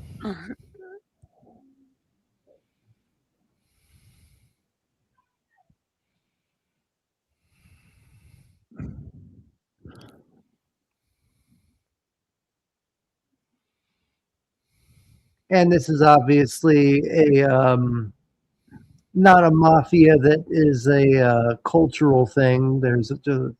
It's a very woke villain group. It's a crime syndicate. It's not a mafia. It's diverse. Yeah, very diverse crime syndicate. Yeah, it's a very diverse crime syndicate right here. Yeah, it's not a Costa Nostra or Triad. Okay, this guy with the wool hoodie, I had that exact gray wool hoodie. You know, I actually bought one at that's very similar at Salvation Army.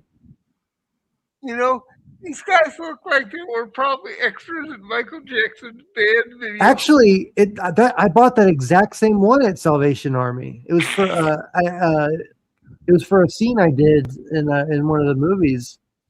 But yeah, that's funny. I think they did upgrade the suit in this movie. Yeah, the suit is different, especially in the mask. You can tell. And, the red eyes. The veins that come down through the helmet to the chest. Fog in there.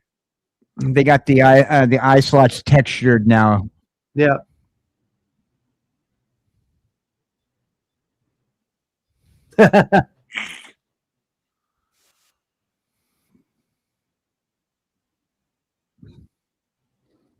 Also, I why think does that cop look like Ashton Kutcher? Ashton Kutcher? Yeah, he does kind of look like Ashton Kutcher. He does. I'm talking about Ashton Kutcher now or from 10 years ago. He looks like him. This was before. I can't remember the movie. Who stole my car? This is decades before that. Almost like 2 decades before that. Yeah. I think it's about. Oh, but he's a badass too. Yeah, Ashton Kutcher, not Ashton Kutcher. Yeah. How many bullets can you fit into one cop?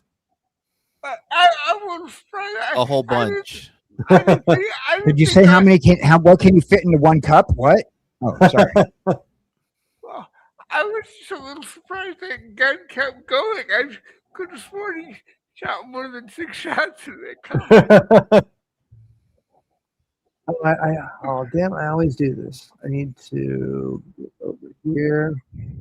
Put this over here so I can see. Well, his elbow blades are bigger this movie. Yeah, that's what I love about this movie. It gets a lot. Gorier. Kill him anyway. They use those blades very efficiently. See? Ah, lovely. Beautiful. That's beautiful practical effects. That's what I'm talking about. If this movie were remade today, they wouldn't kill the villain off right then. They would have had him tied up and arrested, and then yeah. Arctic Egg's view, all 2004 video games is what's called crazy. Orphan Zane says, I always liked this one better than the other one because it had better final It did. I completely agree with you, Orphan Zane. I'm pretty sure that the security guard was not a cop. Yeah. Well, before the Crown Vic by Ford, they had the Buick. Regardless of what that is, the Ashton Kutcher lookalike, he looked like a badass. Yeah. Anonymous Duck says they also wouldn't allow the cops to be killed. Yeah, they definitely wouldn't allow the cops to be killed in a remake. Oh yeah. No, they'll just say they're in the hospital recovering from their injury. But then they'd also like dumb down the cops because woke media does not like to have cops that actually can do their job.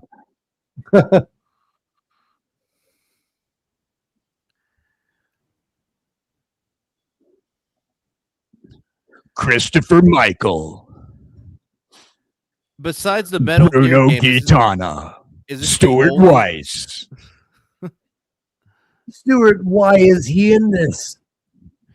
Music by Les Claypool III, not to be confused with Les Claypool I or II. Edited by Russ. You know, that guy that you got your burger from? He did the editing too.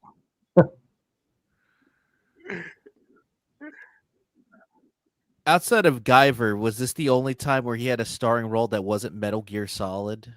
I believe so. He does a lot of voice acting, obviously. Story by Stephen Wang. You know, that guy you saw on OnlyFans? No, the guy who was donating. He was the brother of Dick, the Pretty in Pink. Oh, I can't think of the name. I thought you were going to say Dick Masterson. Dick Masterson. There you go. We'll just go with that. No, I was going to say Long Duck Dong. Yeah. Long Duck Dong. Oh, I just had a dream I was Bruce Willis. Yeah. I hope not. No. I hope Bruce Willis dead. MacGruber. He's got the Bruce Willis pills right there at the table. Yeah, David Hayter, Oh, good call, Orphan Zane. The music too. does sound like RoboCop. Probably was a rejected music score that they wanted. But it still sounds awesome. No, it's good. Yeah. You know that David Hayter has a martial arts background. You know that, right? Yeah. Well, The reason why I know that is because there was a story where some producer, he never said who it is, some producer wanted him to come back to his either hotel room or his house. Oh, and that doesn't sound he good. tried to, Why don't you come over to my hotel room? Damn! So he had to protect himself from being. He put him in a headlock to basically a sleeper holder. He's got boobs growing out of his neck. Yeah. Yeah. So he basically he grabbed him by the arm and put him in a sleeper holder after he tried to grope him. And he's like, "No, we're not doing that." This and is apparently he said he was in his bathrobe too. 2 on his back, on his neck. So that's why David Hayter never had an acting career as a lead outside of certain projects because yeah, that makes sense. Blacklisted because he wouldn't show him his list. Work. And he never said who the person was for obvious reasons, but it probably was a big guy in Hollywood for him to not. Yeah, so he said that it was and he put him in a sleeper holder. And I mean, I believe it. I mean, after the whole Kiefer Sutherland's, taking the voice role in Metal Gear Solid 5, he was pretty upset about that thing. Like, he felt really betrayed by the company. I mean, 'cause he made Metal Gear Solid. He's the voice of Solid Snake. So I'm going to make just a point out now. So not only did they give him like the Bruce Willis cop clothing, right? But he just kind of looks like Michael Keaton. He does. He does look like a younger Michael Keaton. Yeah. Like if they couldn't get Michael Keaton or Bruce Willis. Who can we get that matches that exact same look? Yeah, David Hayter. David Hayter. He's got a good look. Like I mean, it sucks that he didn't get better roles. I mean, obviously, I love him in this, but why does every news article have to have that one random redneck? Well, because it wouldn't be actually news without a redneck in it. And they're trying to talk about every facet of life in America at the time. So let's put a hillbilly in there. Yeah. You call me a liar? You call me a liar, dead, man. It ain't no lie. I saw it. I saw Bigfoot. I saw it. I gotta say, David Hayter was hot in his younger days. Yeah. Yeah, I'm sure. Honestly, he doesn't look too different today. He still looks pretty. I know what young. she means by that. Like he had the young, handsome look. Yeah. Yeah, he was hot. And to this day, I think he still looks pretty much the same. Honestly. Would you do me? I do me. I do me. I do me so hard. I think it rubs lotion on me. It rubs the lotion on its skin, or else it gets the hose again. It's kind of crazy to think that the guy who ends up becoming Solid Snake, he was in a Guyver movie. You'd think after so many years, so long of having this thing already inside him, like he'd no longer have an irritation. Well, no. This is actually only supposed to be like 6 months after. Still, I mean, if I ever, whatever kind of parasite it is, I can get something that make it less, Well, it's a little hard to find cosmic analgesics, dude. You can't run down. You also have to take into account that that's where the milk comes out of. Anonymous kangaroo says, "Time for Ultraman. Where's the science team? One guy needs to be wearing the helmet with the warning light."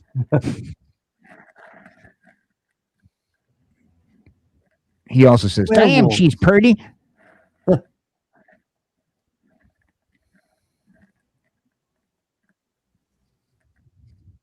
We destroyed them. Now, is that the chick from the first movie? No, but she's she's playing the she's representing her. She's playing her character. Yeah, they didn't get the original cast back. But honestly, I'm glad they didn't, because I think the new cast is better. They saved money, and they used it for practical effects. So that we might even mention this one in our recasting episode. Oh, yeah, I think this is a good one. It's a good one. All I can say to him is ditch the bitch. I honestly think David Hayter plays a much better Sean Barker. In the anime, his name is Guy. That's the same tunnel that they used for the underground sequence for the base. I thought you were gonna say Toby Does Dallas. Yeah, it looks like the tunnel. Like it reminds me of like the anime. They probably took it from the manga. No. Well, if you look at that, that tunnel that they just came out of, though, they use that tunnel for the same exact tunnel for the TV series Stargate. You know, when they go into the underground area where the base is, that's the same tunnel. Yeah. But I'm also talking about. Did that newspaper say cop in critical condition? Yeah. I think he died. That's what Orphan Zane noticed. The newspaper said cop in critical condition after he basically just got like 10 bullets pumped into his chest. Yeah, I don't think that's critical condition. I think he's gone. Space giants will save Notice them that all. the newspaper also didn't say what the origins of the guy who killed himself. Just a white guy.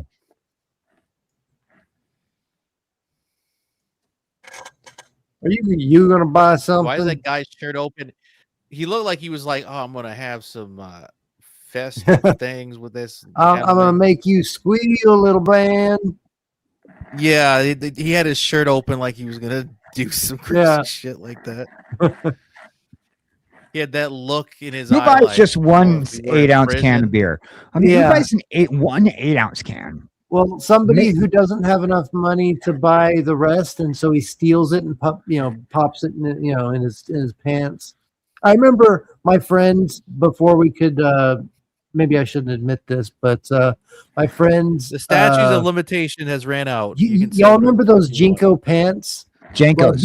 Well, he had a pair of Jinko pants that had like parachute pants that had ties at the bottom, and he went into a Walmart and he stole like 8 bottles of Mickey's, and as he was walking out, the way he was waddling out as these bottles are clanking in his legs in these huge pants. It was so funny, man. Like, and the people knew what he just did, and they could hear the bottles clanking around, but they were just like, whatever. Like, some clothing company just recently bought the company that used to make Janko jeans, and they're bringing them back. They're trying to bring them back. No. Yeah. That was not a style that needs to be brought back. It's hammer time, baby. Yeah.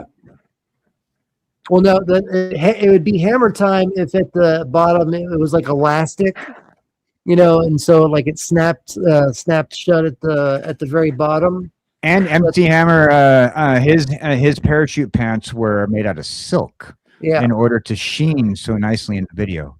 Yeah, but Jinkos are like just jeans that just like go. They're like 1.5 feet wide at the bottom. They're just huge. They're also known as Arabian pants too. Are they really? I never heard that. Parachute. Yeah, an Arabian pants, like the Aladdin's pants. Yeah. We started calling them parachute pants in the 90s because it was like people started worrying about being racist. That was the beginning Steve Wilson, I missed the 80s. Yeah, they're Arabian pants, but they look cool though. Like I wonder where you could find them.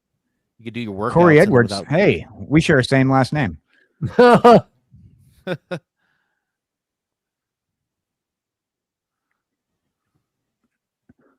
Woof woof.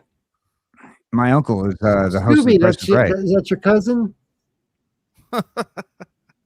Ruh-roh. Ruh-roh. I ain't got no cousins. Speaking of which, of that cousin comment, in the original Scooby-Doo cartoons, or the second iteration, they had Scooby was in love with his cousin. I'm not making this shit up. I'm serious. No, there's that actually is true. There are 2 cousins. There is Scooby Dum, Scooby Dum, Scooby Dee, and then there was a female cousin that was an actress, and they were Scooby Dee was an actress, and she was brought in for that episode. She was supposed to be kidnapped. So Scooby-Doo was in love with Scooby-Dee. Yeah, well, how do you think they get purebred dogs, for goodness sakes? True. Come on. I'm not making that shit up, dude. That's how they get purebred dogs. We're like, yeah, let's get it on. He wasn't in love with her. He thought she was pretty. He was smitten. Yeah. You know how guys are like, oh, she's so pretty. Can I get a I kiss? do know when guys are smitten with a woman, what they want to do with them. Barrier, but like, no, he wasn't in love with her. He just thought she was really pretty. Oh, Sweet Home Alabama. He just wanted to hit it and quit it. Yeah, basically. So I was shocked when I saw that. I'm like, what the hell is this? This can't be in Scooby-Doo. And it's like, yeah, it is. I just remember that what was the little dog? Scrappy-Doo. He was so annoying. Oh God.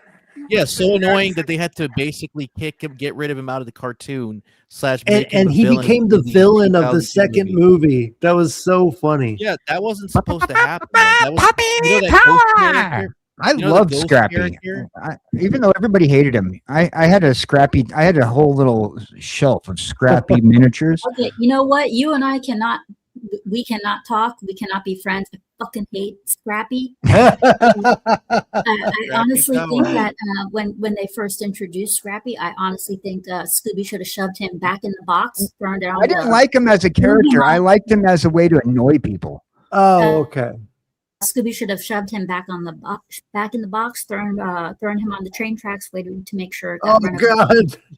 Oh, absolutely. He was annoying for the cartoon, but just like I loved getting the toys because it annoyed people. You know that originally though. But when it came to the live action, Scooby-Doo movie, I love how they made him. I do too. I think that was great. He wasn't supposed to be the villain of the movie. You know that ghost character from the second one they show briefly in the first part of the movie. He was supposed to be the main villain.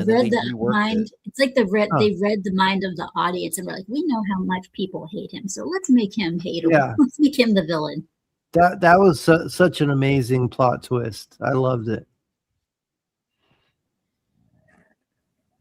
because it makes perfect sense. Everybody thought he was annoying, so when he comes back and he's basically like, I was the bad guy, and I don't know. It was just great. They could have made the movie worse or great depending on how you see it. They could have had a crossover with Kangaroo Jack and Scooby-Doo together.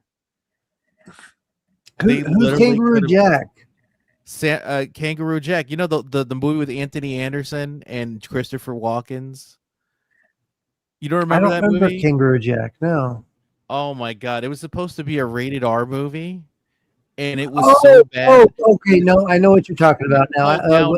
Originally, it had the guy Jerry O'Connell from Sliders. Yep. Yeah. Okay. I never saw it, but I know what you're talking about. Yeah. No, but you never saw Sliders? No, I know. I never saw Kangaroo Jack. Oh, Kangaroo Jack, good movie. It would have been funny because Warner Brothers were the ones that released Kangaroo Jack. It would have been funny if they did a crossover with Scooby-Doo or bad, depending on how you see it. No, Sliders is one of my favorite 90s shows. That was on my I think that was number 3 on my top 10 underrated 90s sci-fi TV shows. I love how he just has security hat. He doesn't have like a vest or like a security uniform outside of a black shirt and security hat. I was going in a different direction with how high that guy's 5 head is. Oh my God. 5 well, head? that means he's gonna go bald soon. Head? Like a 4 head, but like a 5 head? Or a 6 head, like if he's really losing his hair really bad, like the hairline doesn't look that good at all. It looks that bad. And that guy's hairline's so far back, his ass got hairy. Oof. It's like, guys, at that point, you might as well get hair surgery or shave your head or wear a hat or something. Don't all right, sorry, I had to get my cat. I had to give her some water. Nothing wrong with that.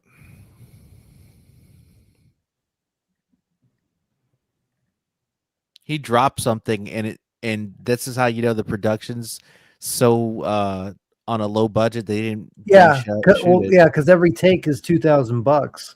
Yep. So they left the mistake in. I like that. I like things like that. I mean, it shows genuineness. Legitimacy when it comes. Legitimacy. That's a better word. Genuineness. He messed up. So what? Screw it. They did the same thing with the lighthouse with Willem Dafoe. He bumped into something. And I like that because it showed his character, and also because they ain't gonna reshoot that again because they actually. Film.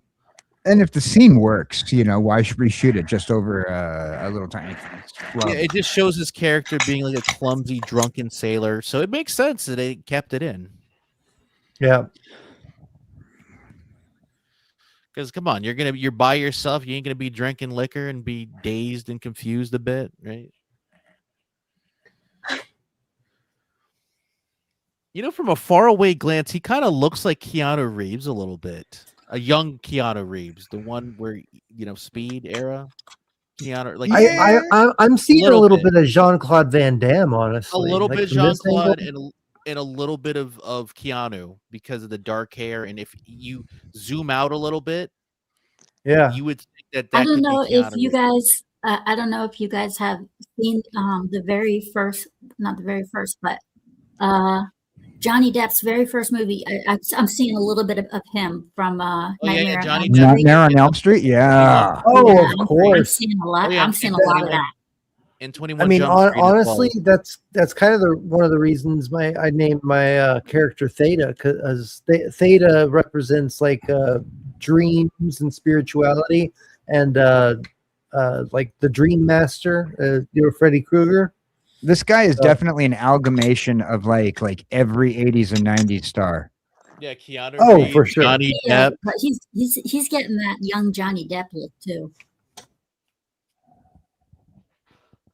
And that girl is I forget, but she reminds me of like she had to be in something else. She probably was. She looks familiar. A lot of these actresses probably did a whole bunch of stuff, and they released the films in different time periods. Yeah. So this, like, they could have shot. And a lot of them probably did a lot of stuff with the producers too. Oh, sorry. Well, yeah. That's the cast. Hopefully, this isn't one. Well, in this case, it would have been the casting truck because they're cheap. He also looks a little bit like Kyle MacLachlan too, right? Like he looks a little bit like everybody. Yeah, that's what I'm saying. He looks a little bit like Mr. Burns. Yes, Smithers. Excellent. That's right. Let's hang on to your checkbook. Let's go get him. Food. I heard me a deer over in that direction. Boom. Got him.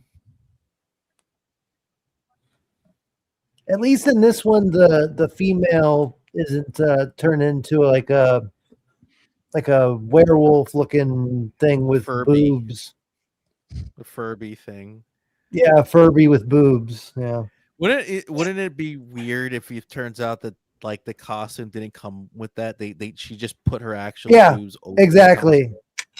That'd be creepier because she was just like, you know what this costume needs? Some boobs. Every costume. The director is like, okay, we didn't say that. Yeah, we didn't say that. You did. Yeah, the director was like, you know what? I was thinking it was missing something. Well, you know another bear attack. You know what I still can't get is, I mean, the costume. He'll take care of the bear. Oh shit! They get pink fur and the costume with the boobs. See, that's the same costume as the other one in the first movie. It just makes sense with the Zoonoids. Yeah, it makes sense because, like I said, in the anime and the manga, a lot of them are the same thing. They just copy them. So you're saving money in a good way. It made it the anime. It made it good that way because then they can reuse sequences. Yeah, that's true. Yeah, help. And it's not a bad thing. It's like recycling designs. They did it with Scooby Doo all the time, reusing the animated sequences. Yep. Nothing wrong with that. Or character design. I love this the transformations in this movie. This music piece. This is from the first movie, right? This one reminds me more of like Terminator. The music. Yeah, but the music, I'm pretty sure they used it in the first Guyver movie. Oh yeah, I think you're right. I think you're actually right. Yeah. Again, not a bad thing. If you own it, you might as well use it. Yeah. Yeah. So he's seeing the Zoonoids for the first time in 6 months after he thought he did destroy the Kronos Corporation in LA.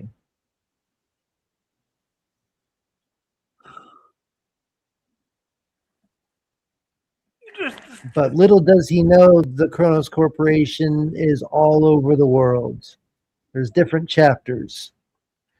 Kind of like those what are those it's kind of like Raccoon City. They're all over the world. Well, that's true. I was thinking more of like the old men with those fez hats. You know, the Shriners. You know about the Shriners? What are they called? Shriners. Shriners, yeah, Shriners. Yes, Shriners are Freemasons. You know. Yeah, well, Freemasons is a different thing, but yeah, Shriners they have those fez hats. They wear fezzes just like. What about the whirling dervish? You go to every airport and you see them. Yeah. I get what you're saying, Theta, but like they're kind of similar enough. Like if they hang out with each other, nobody would think different. Yeah.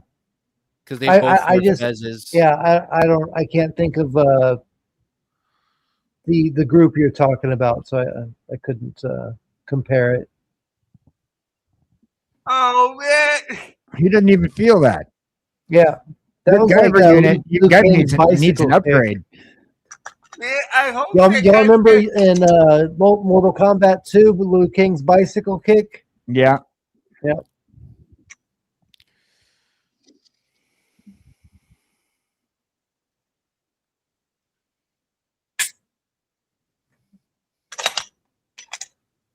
Now that's where all the budget went.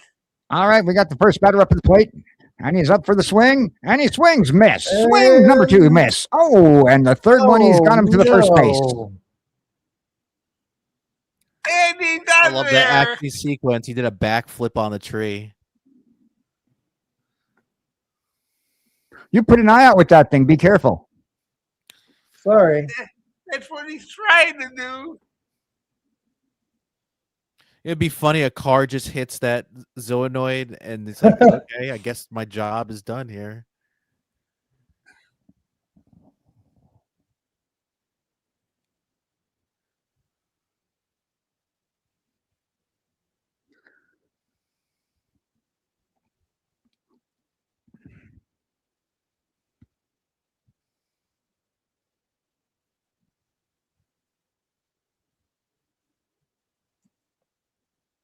I feel like I'm 007 right now. Yeah, the music kind of makes it sound like that almost.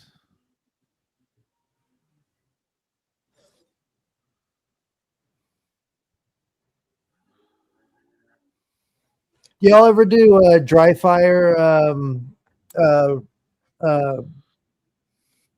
exercises at home? You shouldn't dry fire a weapon. It's bad for the gun. But you have to. I mean, you don't have to, but it's good for your aiming. Like if you don't have a range.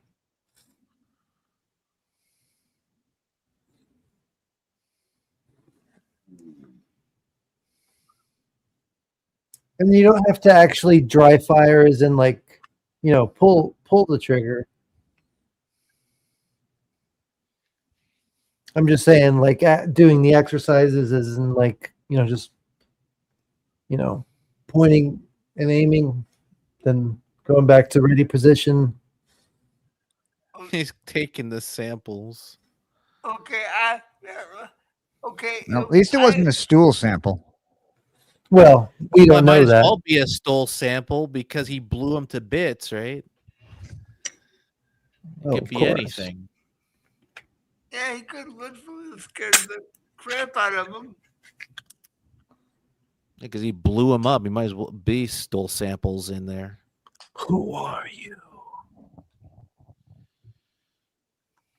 Does that mean that if I come to I'm Santa Claus, bitch. I gotta know, Santa, does that mean if I come to visit you, I gotta wear a bulletproof vest just in case? Oh no! I never have anything loaded unless I'm storing it ready for an intruder. With as many blue hairs in your town, I probably would keep it loaded. You mean like that crazy dude? At night I do, but when I'm dry firing, obviously I'm not. Yeah, but you know that dude, that crazy dude that broke into that dude's house that had his daughter and his wife there? Exactly. With the glasses and the trench coat. Dude, let's be real. If hypothetically speaking in Minecraft, I'm blowing him to Kingdom Come. Exactly. Well, especially after what just happened 2 weeks ago with my mom's husband shooting at me and her. Yeah, I went out and got it was the cheapest I could afford, but you gotta get something to protect yourself. Yeah, I can't. Yeah, because he stole my mom's weapon, and so now he is in control of all the weapons. He thinks he doesn't know that I have one now again. And that's dangerous that somebody like that would have a weapon. Exactly. You don't give people like that weapons. Look at that. He has great trigger control. Probably because David trained in this for stunt work. Probably. Well, not David, the black guy. Like you're not supposed, unless you're ready to blow somebody away, you do not put your your finger on the trigger. And in that scene right there, he had perfect trigger control. Like he had his finger off the trigger because he wasn't going to shoot him. Is it more than likely that he probably trained to be like either a soldier or a cop? I think he did. I think he actually did. You're right. He probably has that experience. Like, oh shit! I just realized that this one I got actually has a magazine guard. Cool.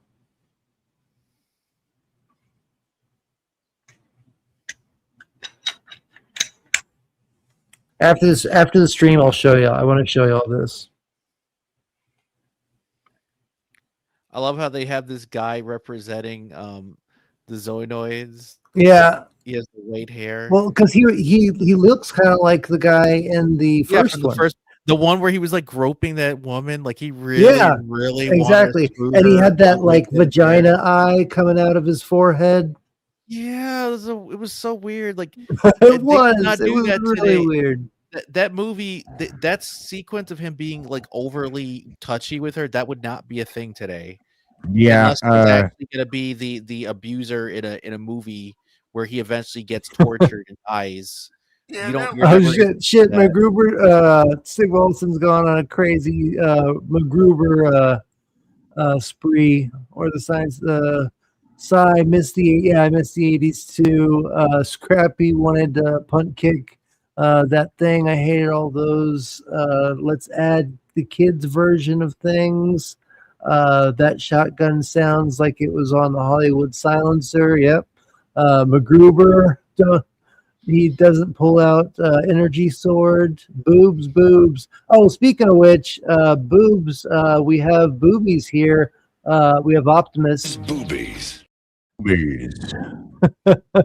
You know that there's actually a bird called a booby. I'm not even making. Yeah, well, yeah. So as a our troll, Eldridge God wears a fez. That's true. You show the bird. You show the bird. See, but this is the reason that those things on the back of his neck never heal, because that's where his alien costume comes out. Yep.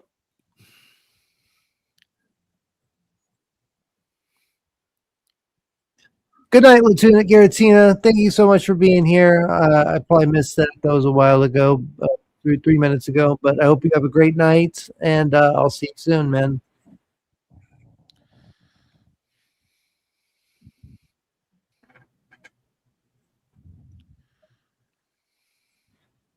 Morning, Bob. I like his shirt though. This tiger striped Hawaiian shirt thing going. Don't dry fire your guns. Okay. The most common name in a movie, Bub. That's what I said. Bobby. If you can. Yeah. It's bad on the weapon. Yeah, but just doing the exercises of is what I'm talking about.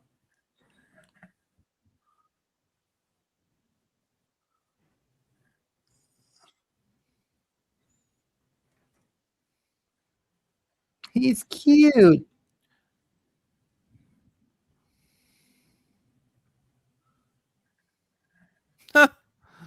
Gotcha. Wait, is it implied that he broke up with the Asian woman? Yes. No, the Asian woman broke up with him because she thought he was crazy because he was having those nightmares about the Kronos Corporation. Well, kind of, yeah. Pretty much first movie, but okay. She when he walked away before he went out this way, that whole scene where he's hanging out with the Asian girl, she was saying either you stop obsessing about it or we're done, we're through, and then he walks away. They imply that he's like, okay, fine, then we're over. Exactly. So Sig Wallison, yep. We don't want to keep this woman. Get a 22. Yeah, 22s. It's like if you need a cheap gun that can you can find ammo for everywhere. 22L, 22 long rifle bullets. They are the easiest to find and cheapest. So definitely. Or you can go plinking. Is that what you call it when you do like throw a magnet in a like a river or something? What you do is you go 1 block away from where the Baltimore Orioles play, and then you can get a guy who will get you whatever you want for $25.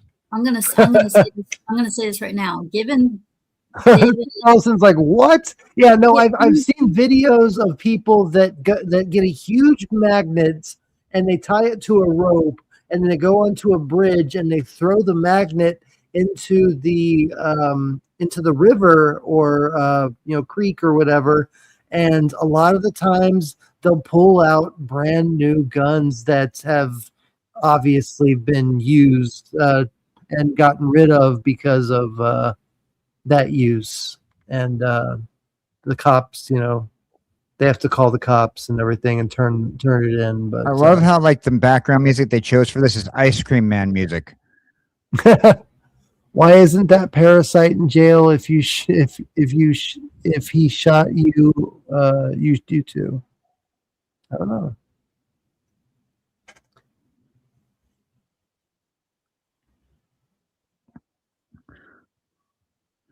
Why does Dr. Grant have the same exact uniform? I was gonna say he reminds me of Dr. Grant, Sam Neill. You call it? It's this. I believe this was used in the first movie.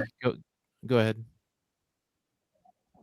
Go ahead. I was going to say, based on the picture of David Hayter that I see, what he looks like now, still good looking.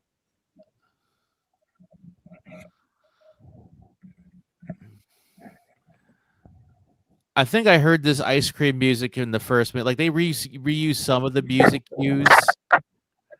A lot of it is. It's not bad because it's supposed to tie together.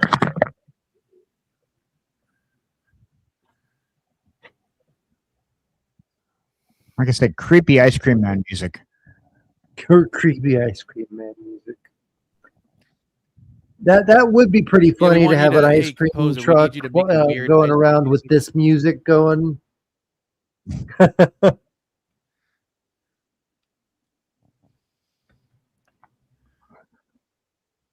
They made Jurassic Park. They're like, okay, we want Dr. Grant to look like him.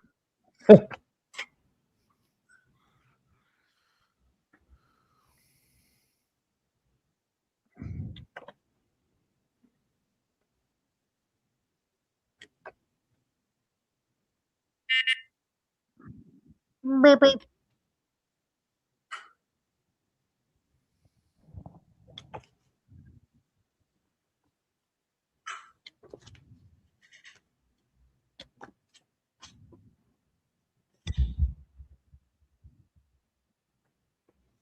It looks like a pulled tooth.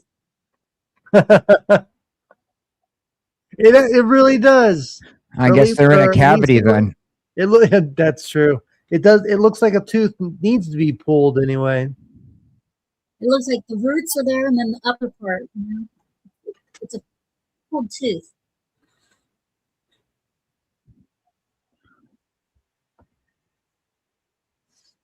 You know, maybe you should. I would stop digging it. I keep going. What on earth is that?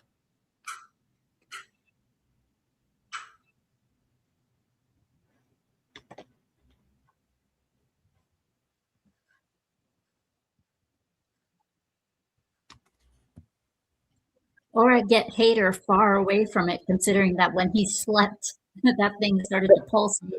She's got those 90s mom genes. Hey, this was a 90s show. I know, it's funny. Everybody had the 90s mom genes in the 90s. Yeah, I even had the 90s mom genes. No, I'm just kidding. High rise was the way to go back in the 90s. Oh, yeah. And 80s. Oh, that's definitely an 80s track.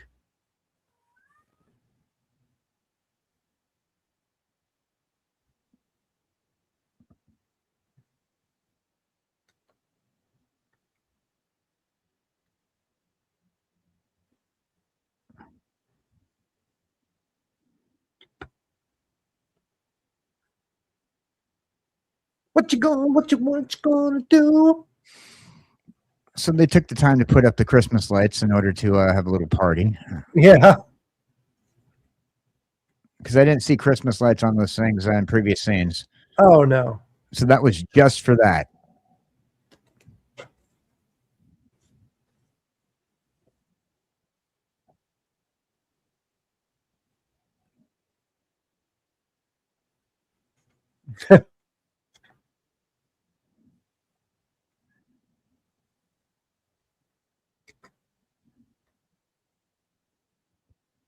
Well, she definitely found something alien that ain't good. 5 years of getting laughed at for the way that I look, and now all of a sudden I found this archaeological dig. They'll see. She found this thing and she's like, "Come on, we're gonna do it up on top of this ship." What is that video, Jamie Lynn Simmons? Who is that?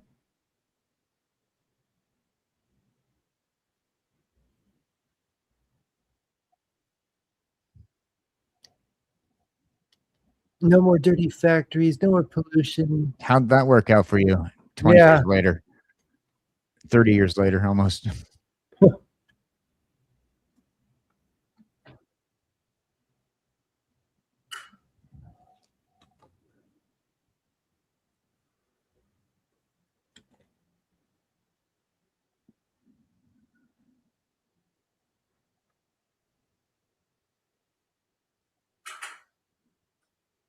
Do you want to miss it a little more in my cabin?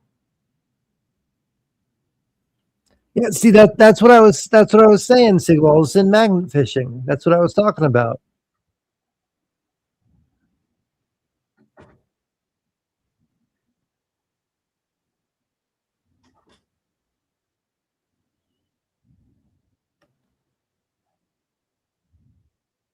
Yeah, exactly. I've seen. Yeah, that's what I was talking about. I've seen those. Yeah, that's what I was referring to. The magnet fishing part.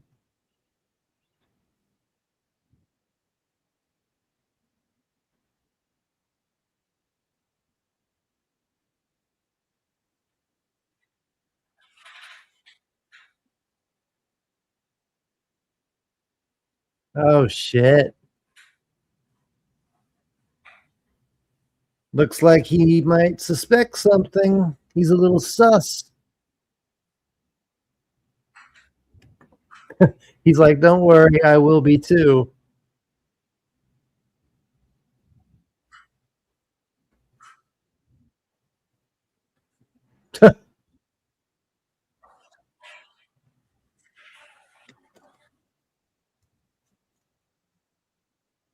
Yeah, see, it was the LA branch of Kronos.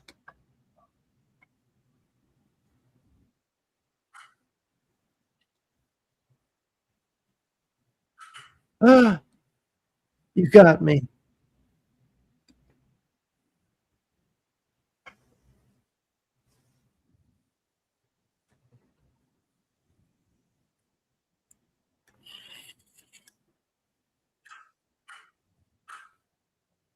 Well, they make condoms, they make baby wipes, they make KY jelly.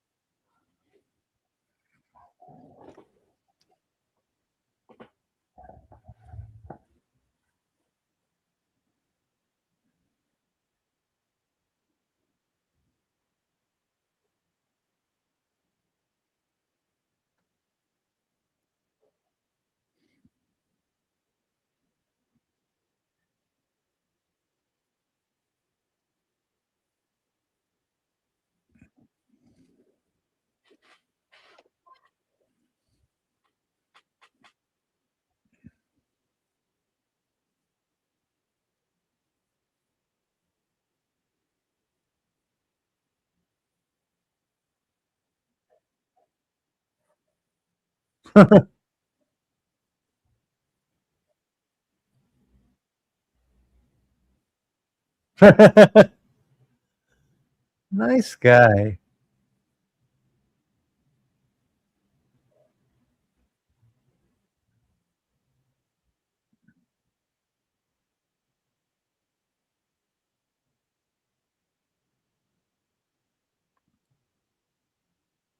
See, I want to know what happened to his cop job, because obviously he's not at work. The security guard? No, because he was a cop in the first movie. He was a cop in training. He was taking that this martial arts class with a bunch of other cops that were doing the cop thing in the first movie. Sean, the main character? Yeah, no, he wasn't. Character. Yeah, he was a cop. He was No, he was he hanging out with wasn't. the cops. No, the other guy in the that was fighting him, he was in a gang.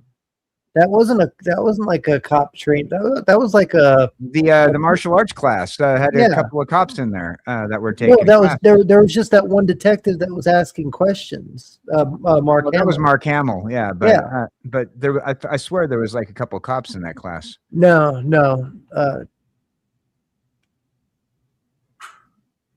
I'll look it up. But damn it. I mean, that's not how it was in the anime or anything, and I don't remember anything like that in the movie. Guyver. Oh, well, okay, maybe he wasn't. I just thought he was. I thought he was for some reason. I thought he was like a cop. No, it was just a martial arts class that they happened to be in, and the detective Mark Hamill happened to be in there asking questions because that scientist went missing.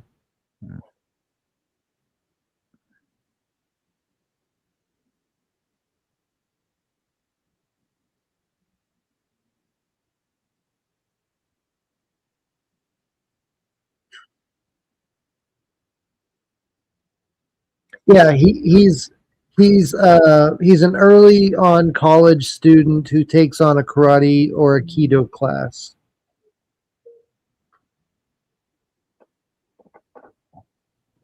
So yeah, he's just a college student.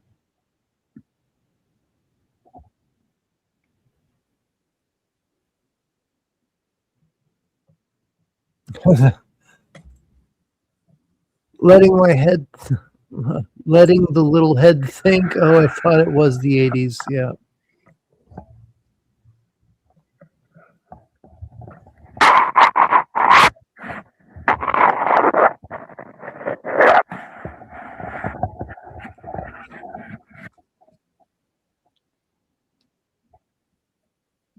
You just said the magic word. No, if you're going to sit that close to the opening and you're going to have a guy go into the opening with the hazmat suit, maybe you don't want to sit that close to the opening. Exactly. Maybe you should put a hazmat suit on too.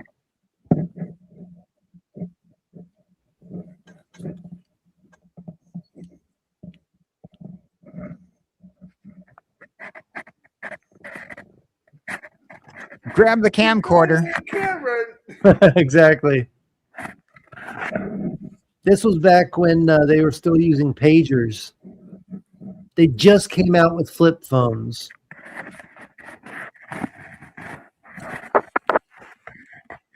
I miss my pager. You do? Yeah.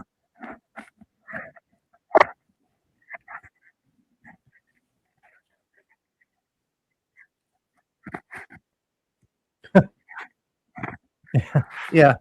If you can't breathe, then yeah, you might want to leave.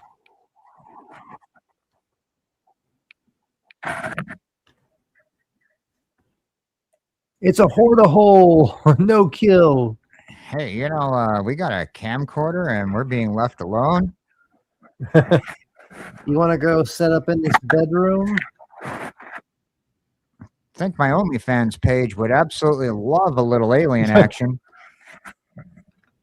We'd be the only ones.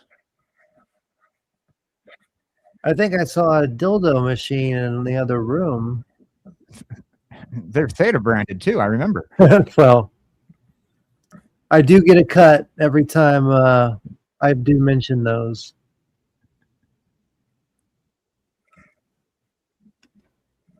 It's about to be a little more humid.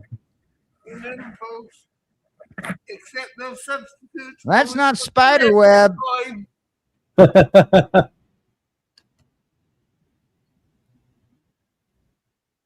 Spoiderman.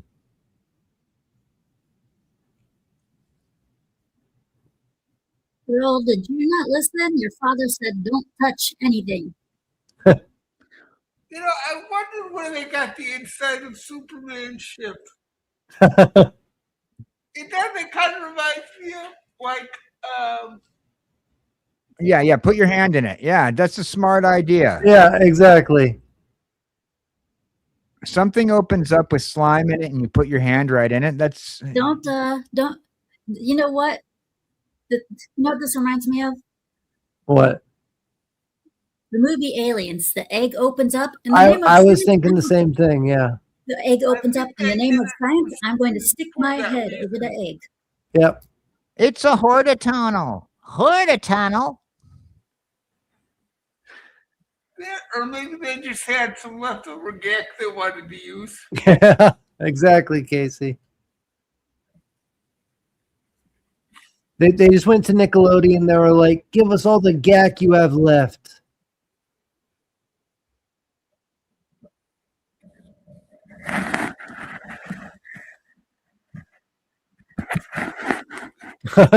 Orphan Zane, a woman not listening. What a surprise.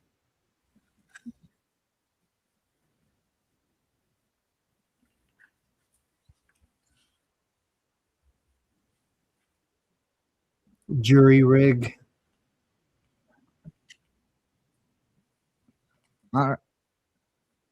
Just get Jerry. He's going to make the rig, all right? He's going to rig it. We just need a Jerry. Do you know a Jerry? I don't know a Jerry. I do know this guy named Springer. Maybe he can help. Maybe we can get that guy. Tim Russ, if logic is correct, it's like species 8427, right? True. If logic is correct, then it's like species 8427.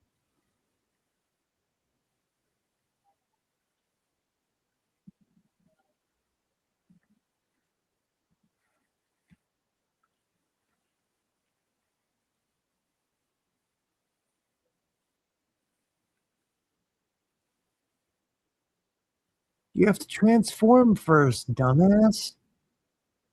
Your control metal is what controls that.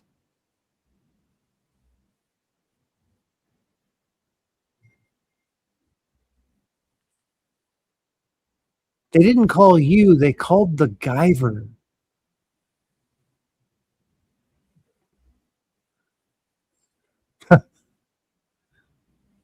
We take it out. It's like he's trying to break up with the ship. It's like, you got the wrong guy, all right? Like, I'm sorry, this just isn't working out. Like, you're an alien spaceship. I'm a human being. This just isn't going to work out. I'm sorry. I mean, I tried for the costume. I know you like it. I make you breakfast in bed, and you never thank me for it. I plan for your birthday weeks in advance, and you still treat me like garbage. I want my life back. It looks like a smoke detector. Yeah. Oh shit. Yeah, that's right. This is where they find another Guyver unit. It looks like a smoke detector. Yeah. They find another Guyver unit, but it's a broken one. The control metal's already broken a little bit. Dad, look at this. I touched something you told me not to. Exactly.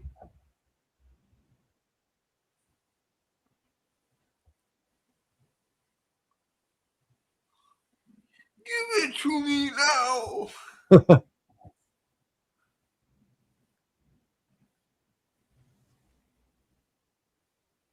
We're done. I'm through with you. Yeah, I found another human girl. What's that look on her face?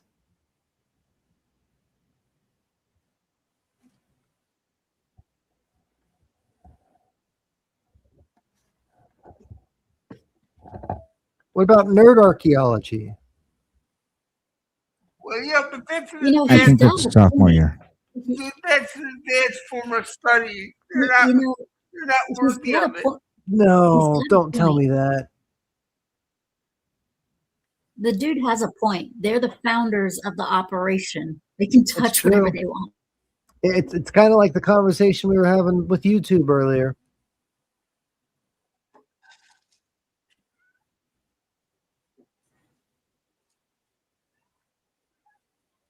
Another Guyver unit.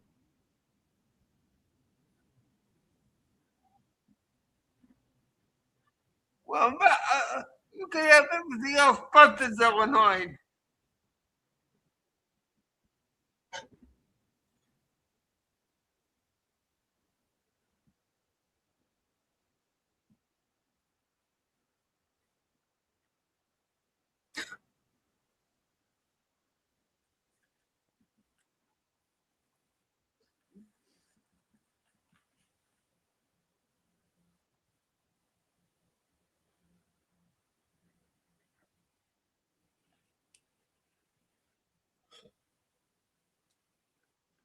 A piece of your ass.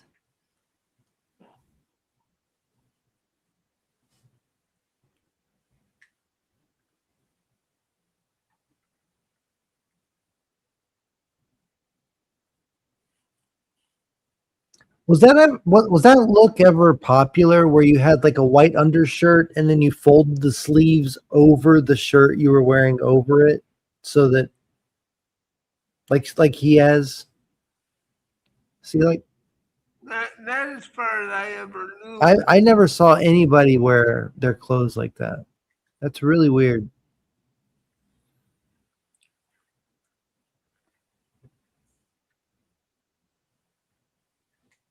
I don't know any Kronos, and then she has like books of like says Kronos everywhere. Yeah, she's got Kronos Kronos, chapter 5.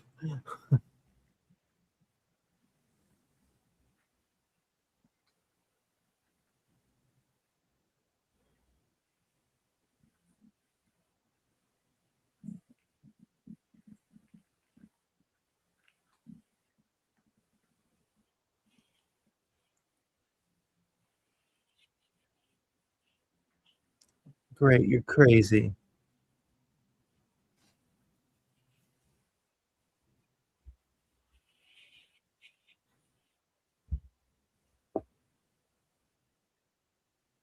Great, I've been crushing on a crazy guy. Let's take you back to the mental institution now. Why do I always fall for the... That's what she said.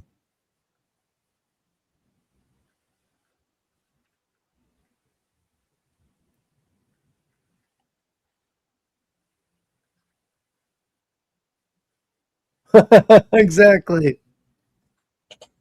Why would you tell her that? You know she's going to think you're insane.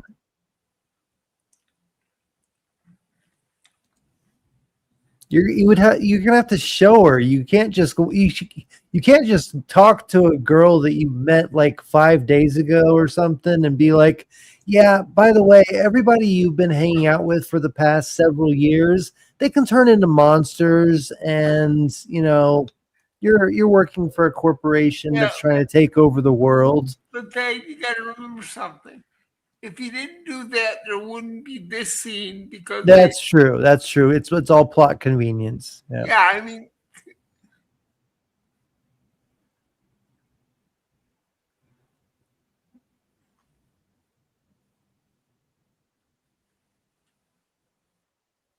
he's still wearing the same shirt from yesterday. Change shirts. Hey, he didn't. They don't have enough money for they have enough. Well, it's true. He didn't mean to. Well, did he go on? I mean, he went on this trip. I would have thought he packed some extra clothes, but I don't know.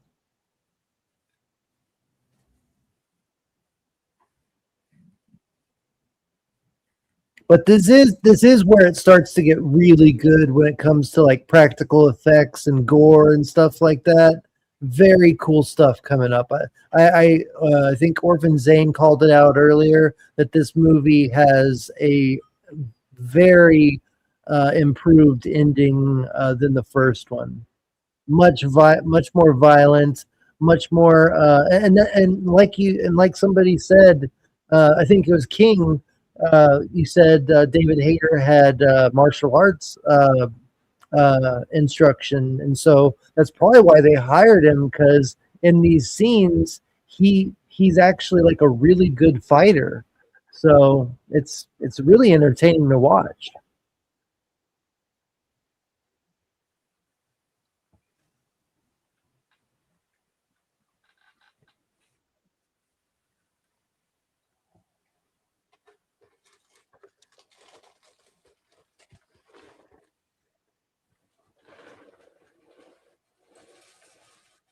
Yeah, but you know what it called me, don't you?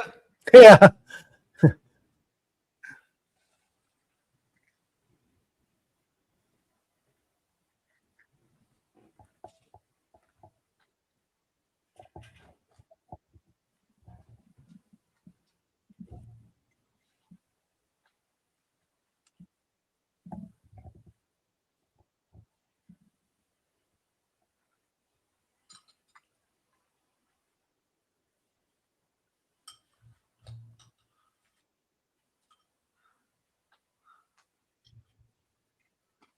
He's lying out of his ass. Yeah, exactly.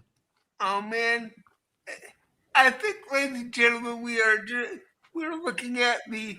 He's trying to figure out how the Guyver unit works. Fucking trust him. Yeah. Trust me, and then I'll show you my face. You know, There's nothing worse than an alien cat boy.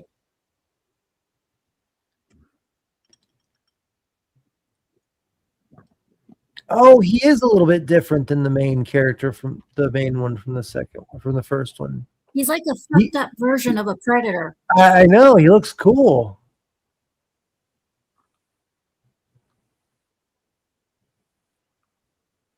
He looks like the Gill man from it came from the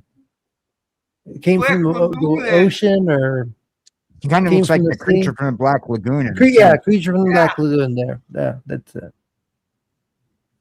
It's a really good suit. That's a really good prosthetic costume.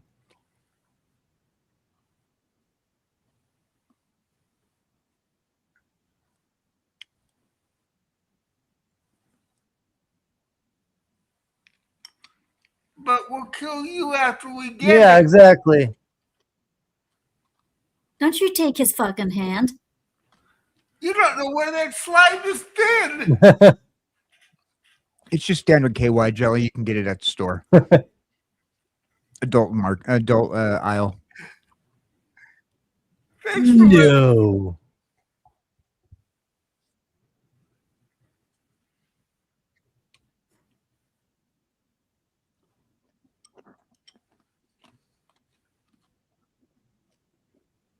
Yeah, why wouldn't she be watching her back in that situation?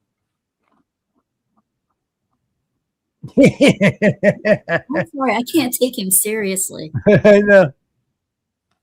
While he's looking like that and trying to pull off an evil laugh, I'm sorry, Yeah. I can do a better evil laugh.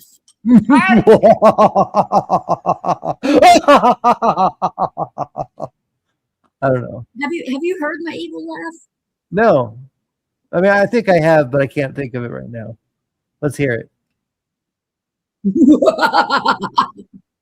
That's good. That's good. Actually, that is better than his.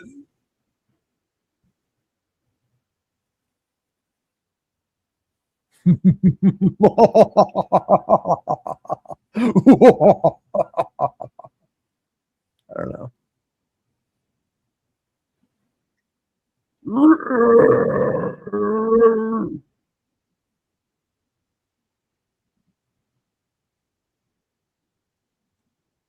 Did you hear him? He said, run, not stand behind a tree and watch. Why is it that women in movies never listen to instruction? I know, right? All you have to do is just listen to what they're saying, like, and then do it. Well, because if they did, there'd be no movie. Because yeah, you're right. You're right again. Another plot convenience. Yeah. Come on. Scooby-Doo would have been a whole lot different if Daphne would have just not touched things half the time. Yeah. Well, And again, Orphan Zane, his quote, "A woman not listening, big surprise."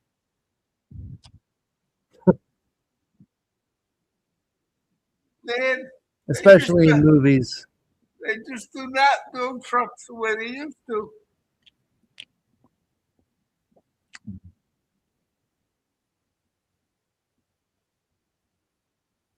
Woman, had you just listened to him, you'd be it. I know. You guys would have been far away. And so she just realized that's her dad. That monster.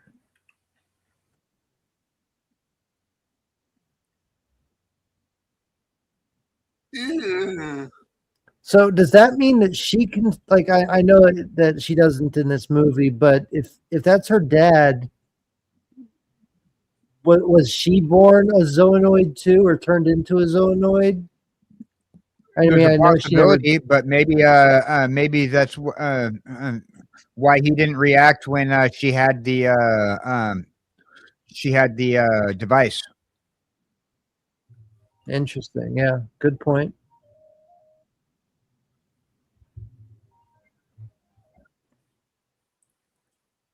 Uh-oh. The daddy on.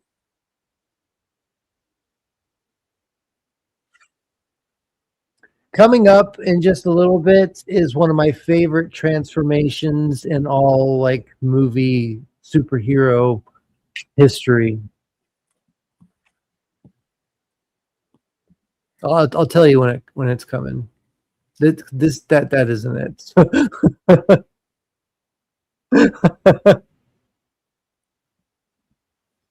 Man, there's sometimes it's just a bad day to be a good guy, you know? Yeah. I do love how they used a lot of different prosthetic suits for this. Nut shot. They had to, of course, use a couple over again, but for the most part, like I really like the designs of a lot of these.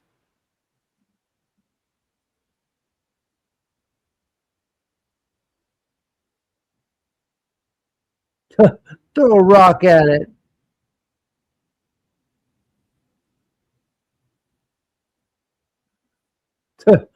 She's like, oh shit. Okay. I think about taking. Please do whatever you want with him. Oh. She's about to date him again. Wake up, hurry up. No, no.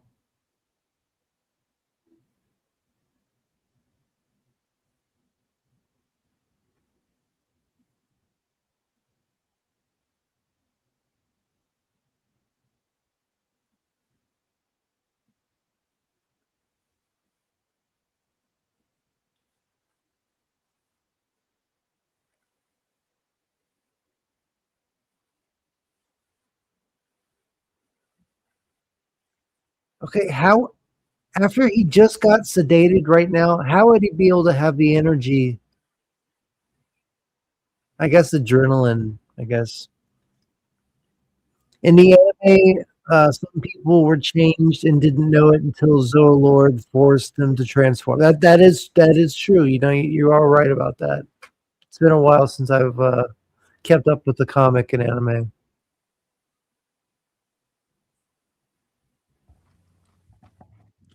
Oh, thanks for saving me. Punch. I'll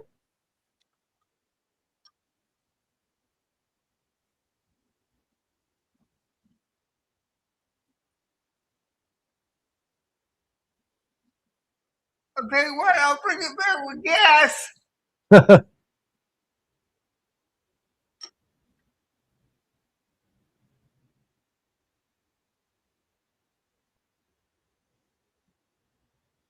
Yeah, this song right here was definitely reused.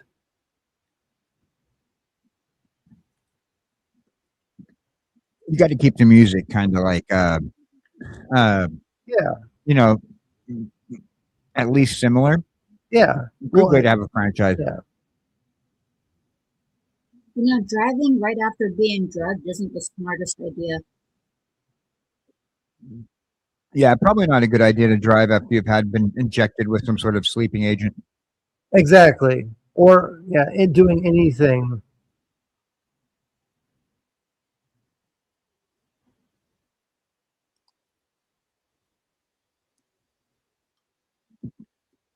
Don't get injected and drive, kids. Okay, here it comes. Here's the transformation. That I love this.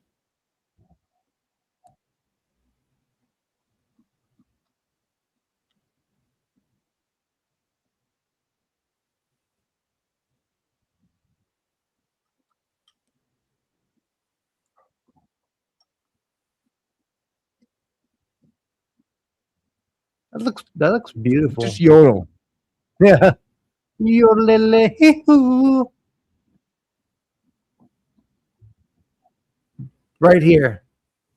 All right, watch. I love this part. This looks so sick, especially for back in the 90s with the technology they had. This looks so cool.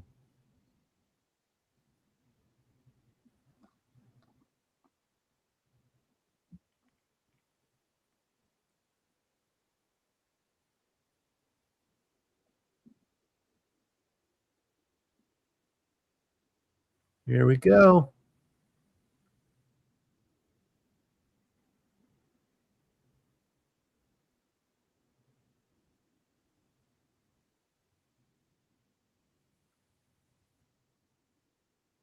I love that.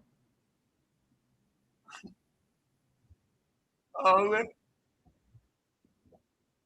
the Gruber. It's very Power Ranger style transformation. Exactly. It is. That's why I love it.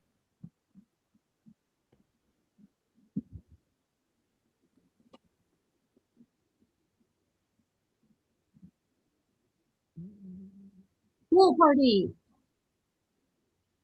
Yep. Maybe you should have listened to Sean earlier when he was telling you about the monsters, eh?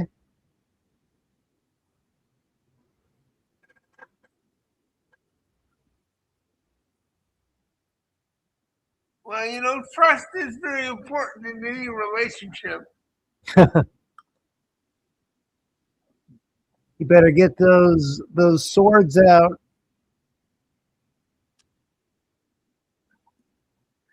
Yeah, I hope this Guyver unit is washing away.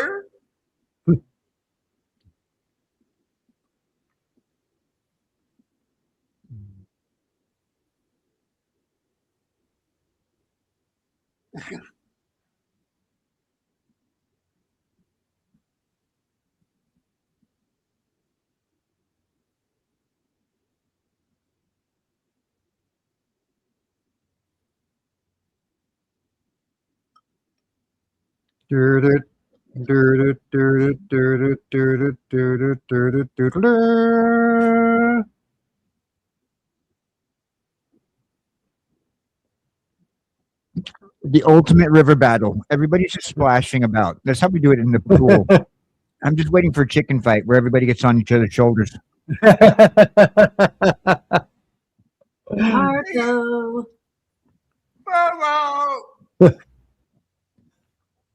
Fish out of water. Peekaboo. There's those swords. Right. Sliced in half. Ooh.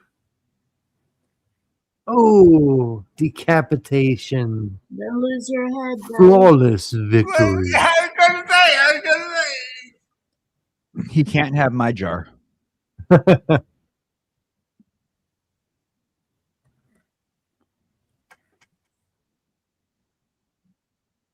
worry, Dad. We'll give you a remodel and an upgrade.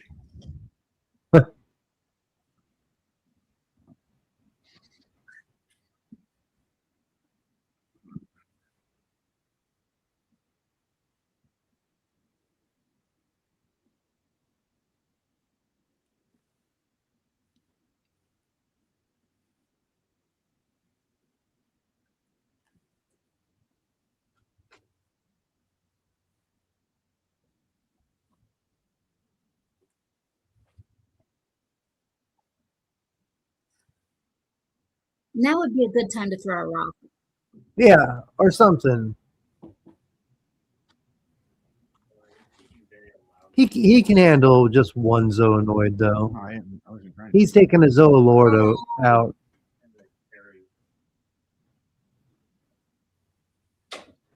Now that was fun. It was hard to believe that Disney sold these movies at one time in their Disney movie club catalogs. Yep.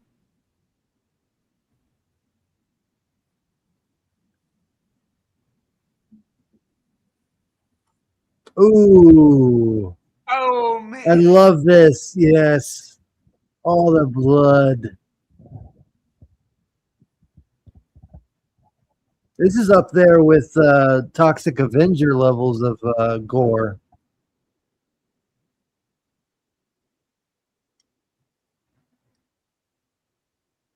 Yeah. Oh. No more eyes for you. No more life for you. Go away.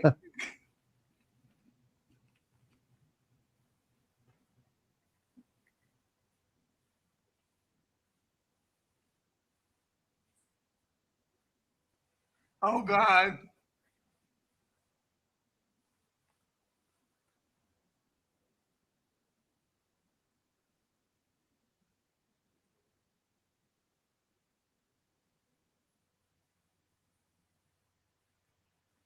I'm sorry, that was so cool, Mo. Yeah.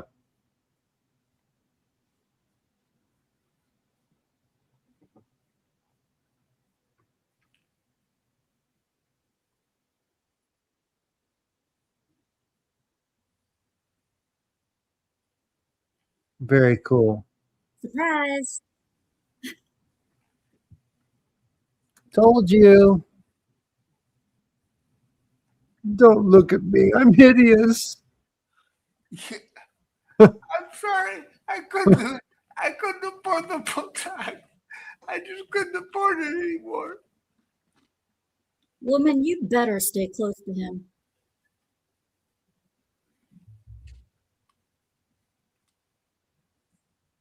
I mean, come on.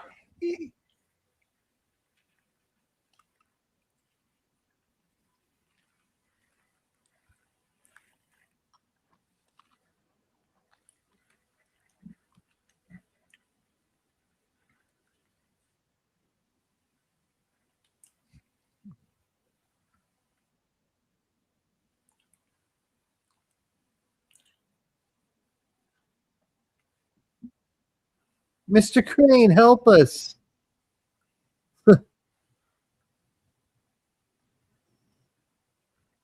It's nothing personal. Yes, they can. We're evil. We can do anything we want.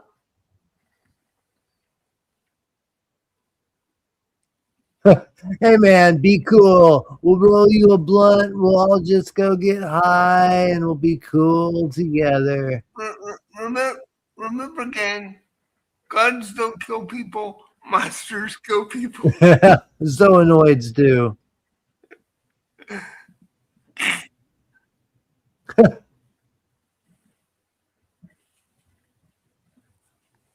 now you're nice to him. 'Twas nothing.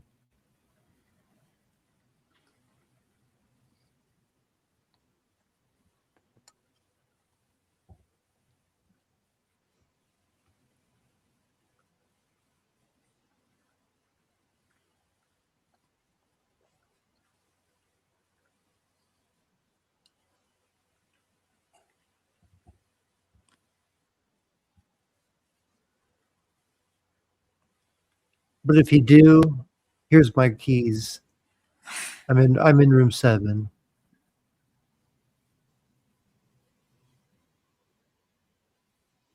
So room 7 it is.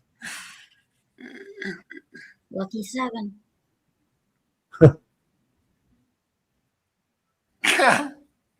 I think it was more of a knight in bloody armor.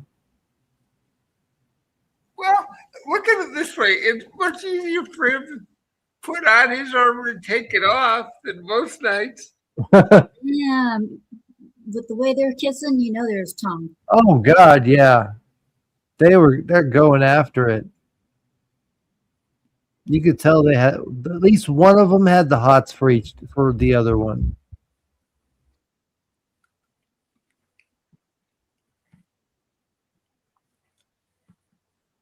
Like as an actor, one of the actors had a thing for the other one.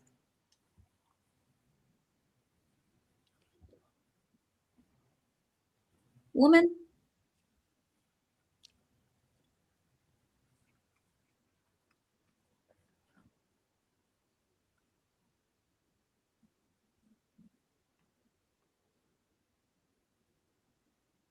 this is like a no-win situation for the students.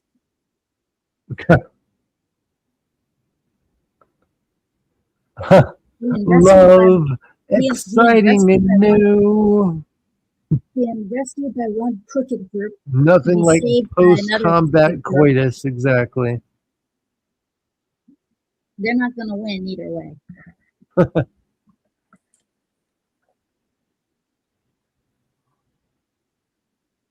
I got rock.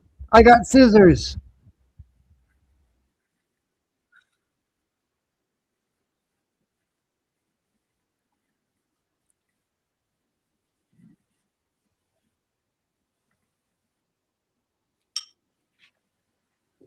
more powerful than a locomotive, able to leap tall buildings in a single bound.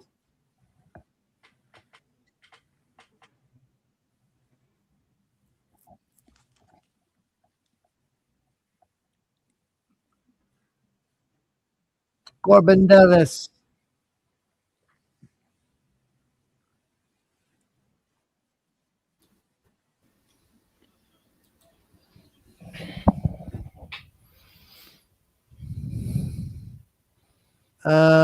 Watch out. Yeah, you can't kill him if he's behind you. Sorry. Yeah. Sorry, little Charlie. Too late. Now you're outnumbered. You're screwed.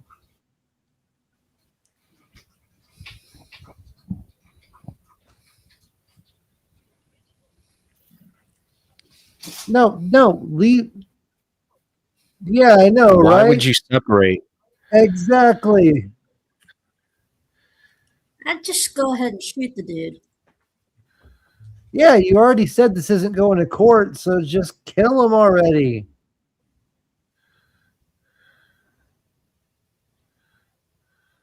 Like, if you're trying to hide this and not actually get anybody into like a judicial type of court scenario, just put a bullet in their heads and end this. Yeah, I mean, that's what they call it extra. Yeah, but we wouldn't have extra 20 minutes of runtime if we did that, right? True. I keep forgetting that. Damn it. Where is my head? Yeah, right. I can see where your head's at right now. I'm looking at her.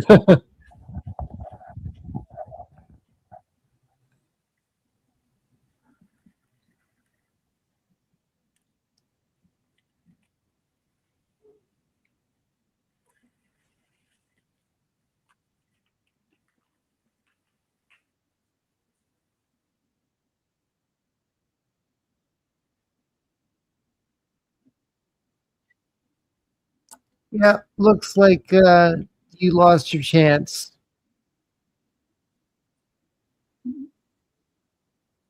I'll say. What an idiot.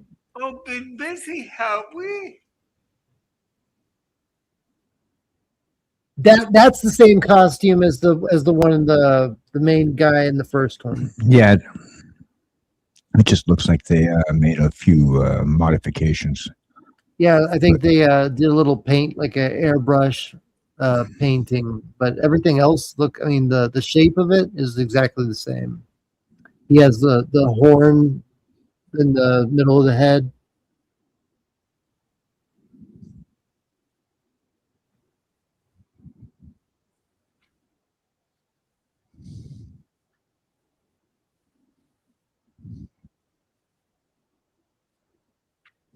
I don't know, maybe more experience might help. No, wait.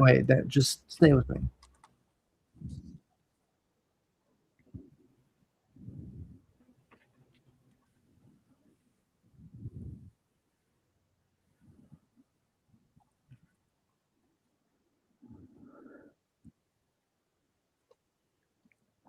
Oh, he's going to use the control metal.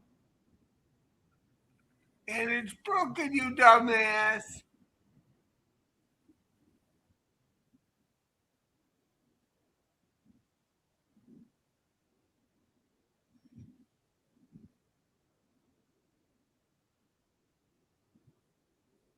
Don't want to use a broken one. Yep. Oh, you don't. Oh, you are going to regret what that is going to do to you.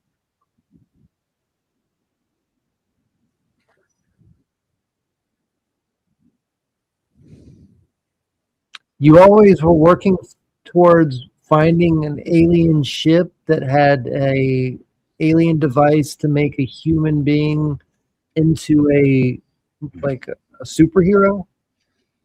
It's kind of a specific dream you had, lady. Well, hey, the girl that knows Look what happened to the last 8 scientists that were trying to do that. They disappeared recently. Have you guys heard about that? No. Yeah, UFO researchers have been disappearing lately. Wow. I didn't know. That's crazy. You know, it's amazing what you learn on the show. It really is.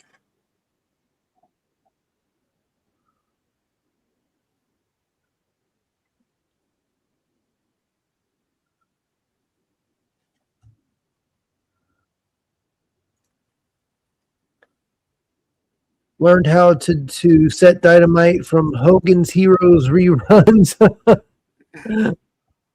Yeah, they did kind of set that dynamite pretty easily. No, I'm not the one you want. I swear to God, that looks like a smoke detector.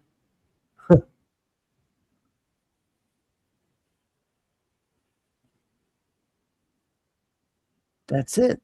I'm not the one you want. Nothing to see here.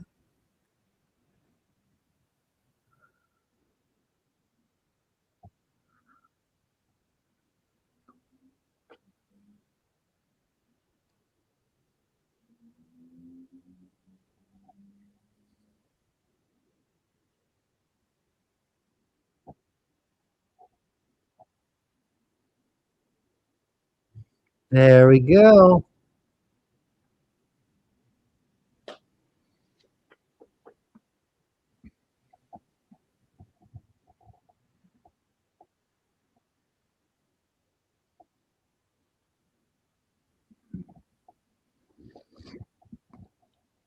Receiving upgrade. Yeah. Yeah, he's receiving it. Windows 12. He's receiving memories of like what this device was and how the zoonoids became what they are. Yeah, because the actual zoonoid people, they can't use the Guyver tech. No, they can. They can. The thing is, here's the thing: the original people, right before the zoonoids, like they're gods. Yeah. They created them and the Guyver suits. Yes. But the problem is the zoonoids, certain ones, they can wear the suit, but they're not fully compatible. Exactly. It malfunctions. Exactly. So the suits were made to control the zoonoids, and then the Guyver unit became out of control. That's why they named it the Guyver, because it's Japanese for out of control.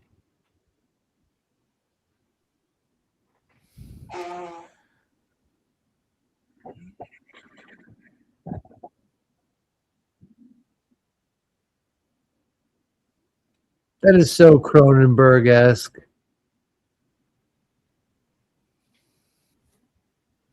They're all dancing.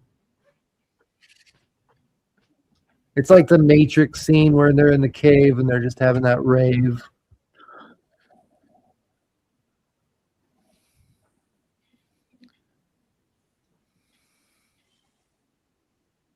Yeah, so it's showing them that connecting with. See that's Guyver number 2 or 3, I think. I thought that was David Hayter's Guyver because that's a really good Dale Gribble scream that he was doing. Yeah. And those are the ships. Yeah, when Dale Gribble would scream. Dale Gribble, yeah. Yeah, he would scream like that.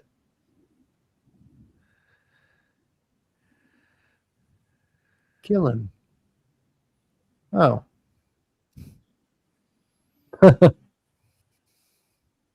Data, yeah, that's exactly what it is, Sigvalds, and some data. It was a data transfer, kind of enlightening Sean to the history of the species and whatever, all that stuff.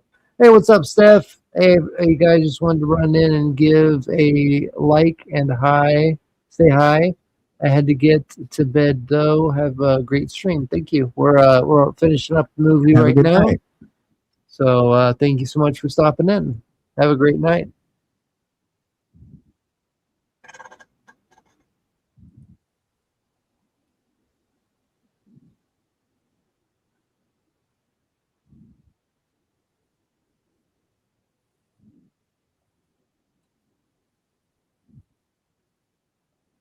You belong in a museum.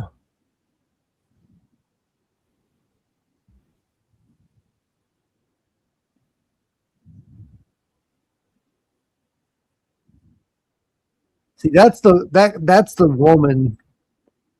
That's a pretty disgusting looking zoonoid woman. Better than a hairy Furby with boobs, though.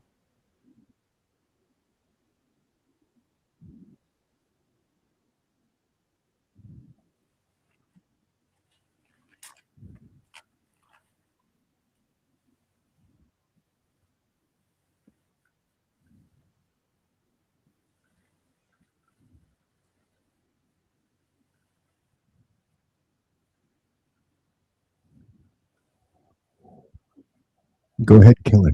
You have no leverage if you kill her.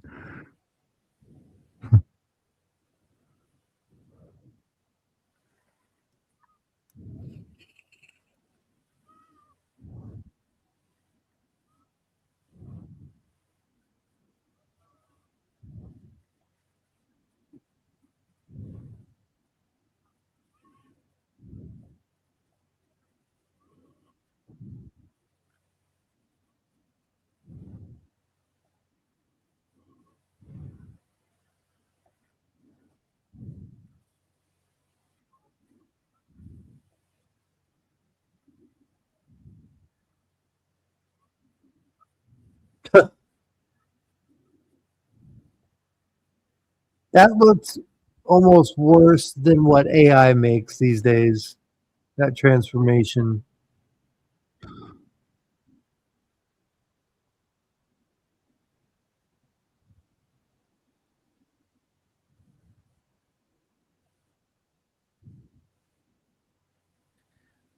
The balding guy almost looks like a predator.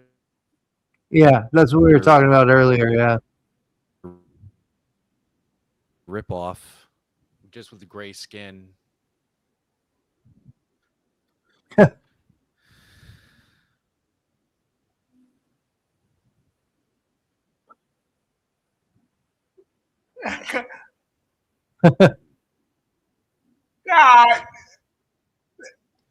Yeah, who the hell's going to protect me? Hey, what's up, Furious Dan? Rated to stream. Thank you so much, Furious Dan. Furious Dan. How you doing? Everybody, if y'all want to watch the rest of the movie with us, we are watching it on this link right here. Go ahead and click the link and follow us on the on the ending, because we're reaching the ending of the video of the movie, the Guyver 2, Dark Hero. Thank you so much, Furious Dan, for the raid. And if anybody wants to support on the Rumble side, I think $15 would actually get me to $50 on the Rumble side, and then I'll be able to take it out on at the end of the month.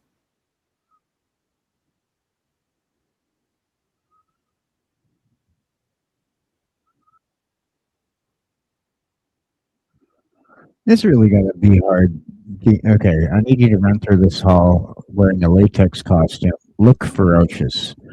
And wave your hands ferociously. Okay, that's like the hard thing, right? I love how they're not afraid to show like gore and blood and stuff in this. I mean, obviously it's different because it's a suit. It's not like human beings and stuff, but still. That looks more like pink, like spray paint than blood on his lips, but like lipstick almost. I wonder if she'll ever be able to transform. They use dyed maple syrup quite often with Red Dye 11. No, it looks more like coral pink.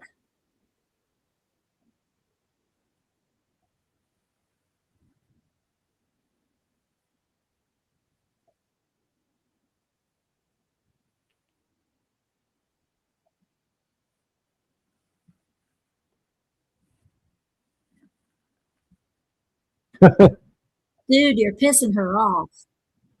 Very much.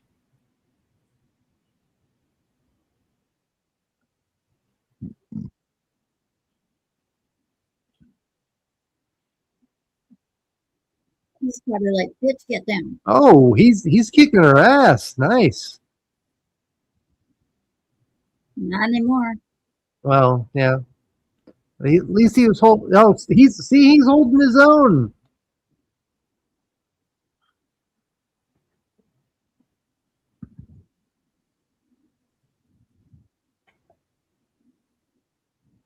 Yeah.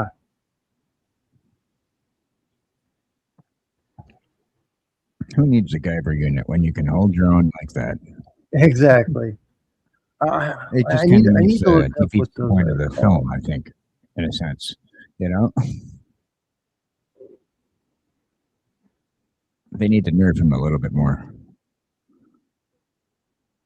High frequency swords. That's what they're called. The swords that come out of his elbow, they're called high frequency swords. It's like a metal that's it's like adamantium or vibranium type of thing.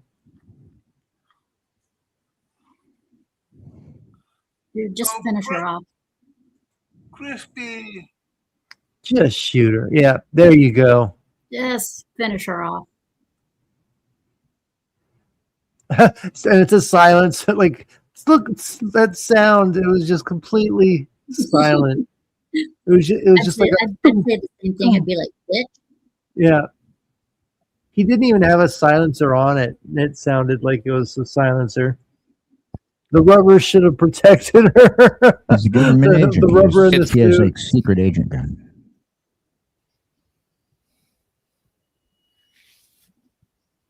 Oh, that's dynamite, right? Boom. Sorry.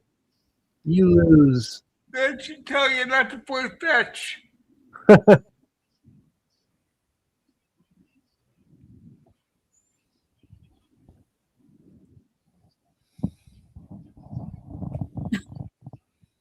You're about to. Yeah.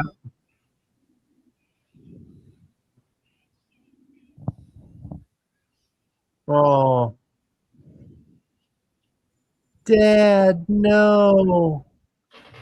I still love you even if you look like a cockroach. Not like the Mark Hamill cockroach, which looked really grotesque. Yeah, that was really disgusting. Like, this one looked better. I don't know why they had to make it like a cockroach version of him. Oh, yeah, well, remind me of I guess they could see into the future and they knew that Mark Hamill was going to turn into a disgusting cockroach. So, yeah. You could tell David Hayter really knows his martial arts. He's doing like the side kicks. And I wouldn't put it past them that this is actually David Hayter in the costume. It probably is. I want to believe it is. Yeah, I do too. And it's not a voiceover with the stuntman doing it. Yeah. Because like I said, he had a martial arts background.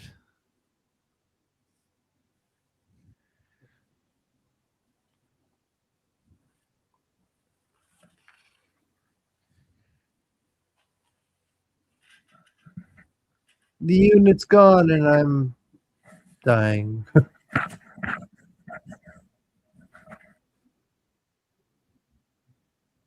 Oh boy, is he in for a real brutal.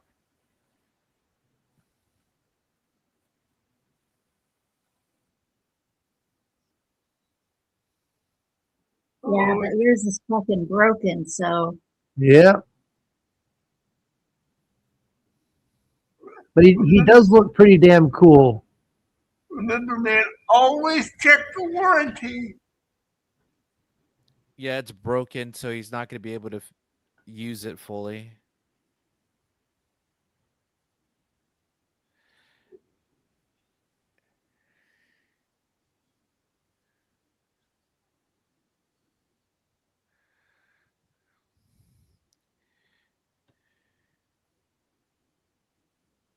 I do like the design of that Guyver Zoanoid, though.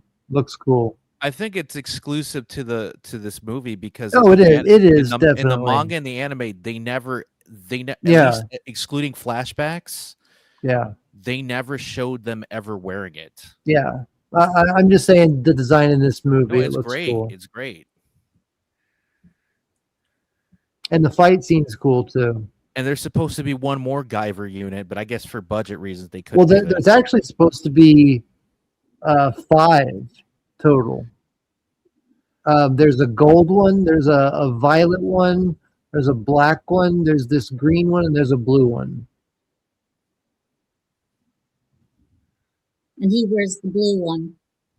I don't know, like because it's all in the Japanese manga. It's obvious if you look at it, it's blue. Yeah, well, this one's supposed to be the green one. Guyver 0 is the green one. Then there's Guyver 1, which is, I think, the blue one. No, Guyver 1 is the black one. Sometimes Guyver 1 and 0 intertwine depending on the lighting. It could be green or that blue. Makes that's true.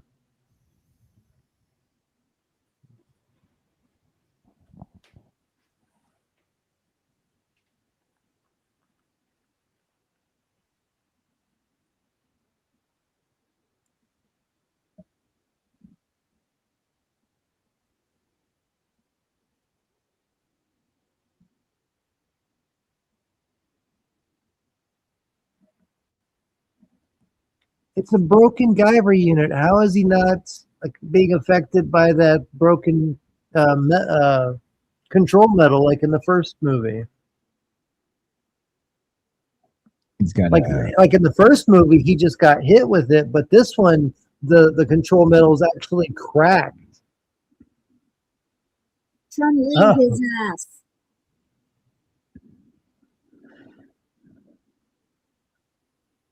Yeah, you go. Oh yeah, it's happening, buddy. Game over for you, pal. No, he's powering up right now. They're high frequency swords. His come out of the wrists.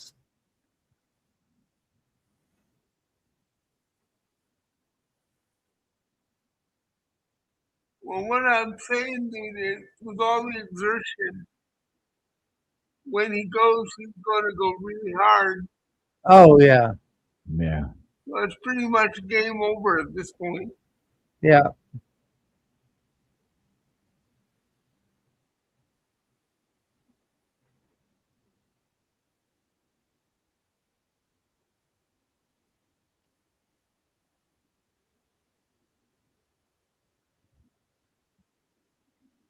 Uh-oh. I think if I would have made a few writing changes, I would have had him have to figure out how to to compensate for the broken device. Like, so, okay, this is how his new weak spot hit the guy's weak spot, and he has to figure that out.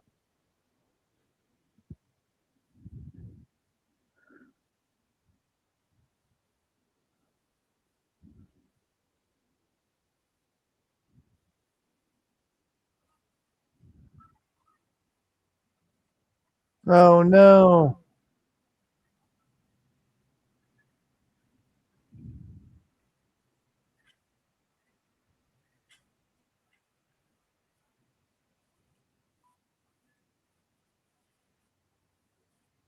Shoot, yeah, right in the control metal. There you go.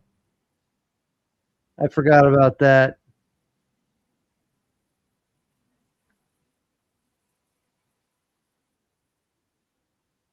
There you go.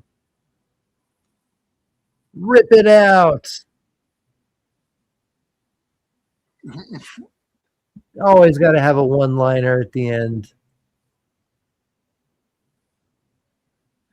Hey, dude, it's a superhero movie. You gotta have them. Exactly. That I know. I love it. So does this mean that Hater's unit is cracked now? No. No, as long as it's not like the eyeball thing, then he's okay.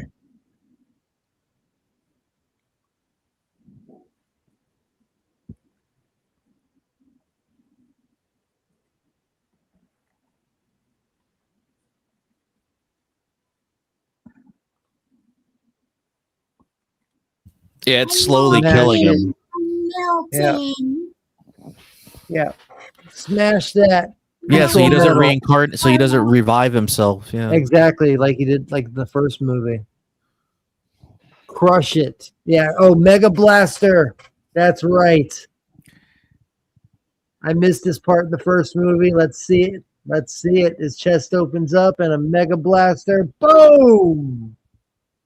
Kamehameha wave out of his chest. Yeah. Hadouken! Exactly. Hadouken! I love it. That's why Guyver is one of my favorites. It is my favorite anime. It's like a cross between the Power Rangers and Predator. Yeah, exactly. That's how great it is. Like literally, if Power Ranger was more like gory with the Predator aesthetic. And it was more adult oriented, and had like and I don't mean adult, I mean mature, as in like gory and gory and bloody and because that's what Power Ranger. I mean, they have swords, they have bows and arrows, axes. They never use it, or it never lands for obvious reasons. It's always used for blocking, or if they do hit their opponent, it's like sparks come off instead of like actually like cutting through. Yeah. Syndicate Void feels very Power Rangers-y. It is. We're just talking about that. It is. That's why I love it so much. It's like Common Rider, Void. How you doing? All those it's stuff. Yeah, exactly. And he also looks like Ultraman too. I love the guy. He does. Thanks for hanging out. Thanks for coming by. Face in that armor. Yeah, people, to not be confused, we're not talking about Superman, evil Superman, Ultraman. We're talking about Ultraman from Japan. Yeah, more Common Rider than Power Rangers, but both. I mean, they're both in the same category. And they cross over with each other in the tokusatsu stuff. So yeah. Oh, the control metal. He's going to send the ship back instead of getting it destroyed.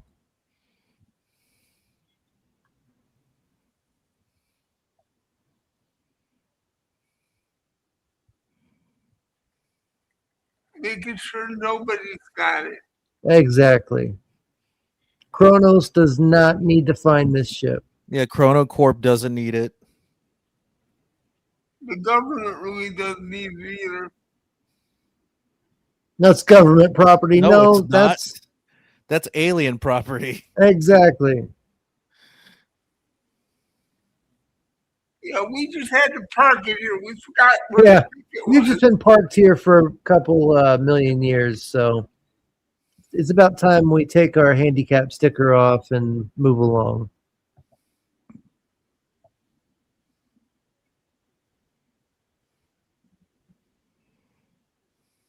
Actually, he had some parking tickets for 100,000 years, so it belongs to the government. I like the sound effects that they use for the ship noise that they're doing right now. Yeah, I wish I should have been in the anime. I need to find some more, some like a website that has some sound effects like this. Like I did I got a 7-day free trial to a sound effect website, and I downloaded as many as I could. But there's still some that I need to add to my collection. Because that one sounded pretty good. You could use it for modern day sci-fi even. Exactly. Yeah.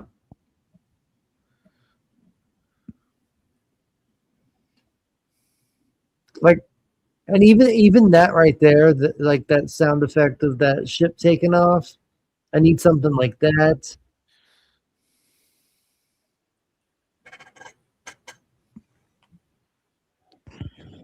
Nah, the flight of the navigator ship was much cooler.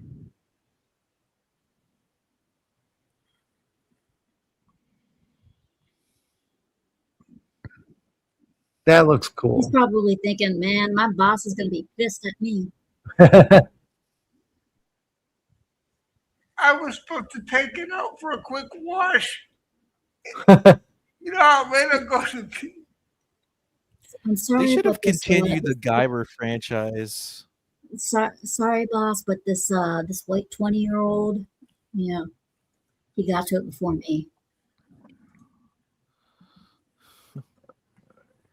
Oh, we got all right, mission accomplished. Exactly.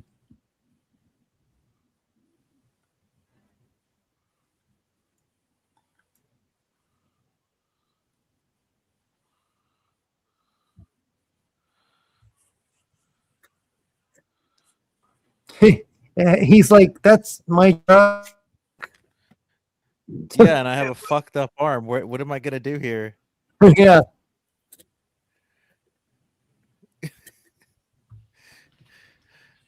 Oh wait, maybe his truck's behind him.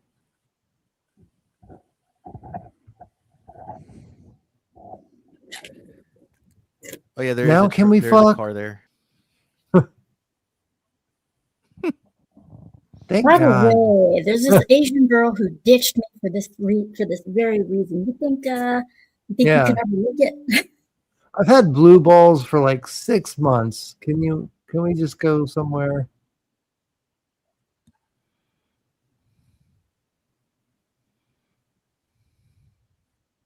Hell yeah.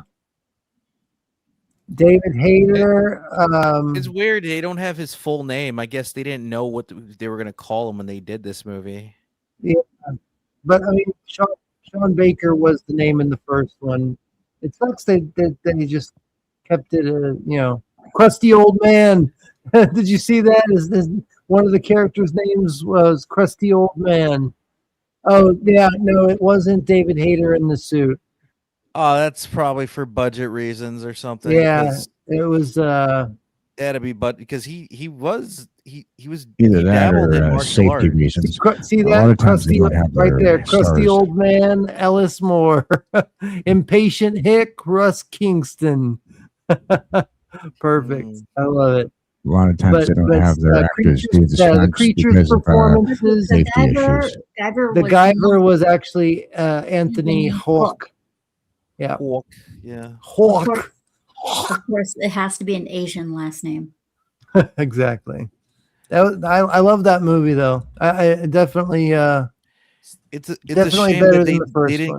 It's just a shame that they didn't put it in theaters or they didn't continue the franchise after. Well, yeah, but I don't even think the first one went to theaters.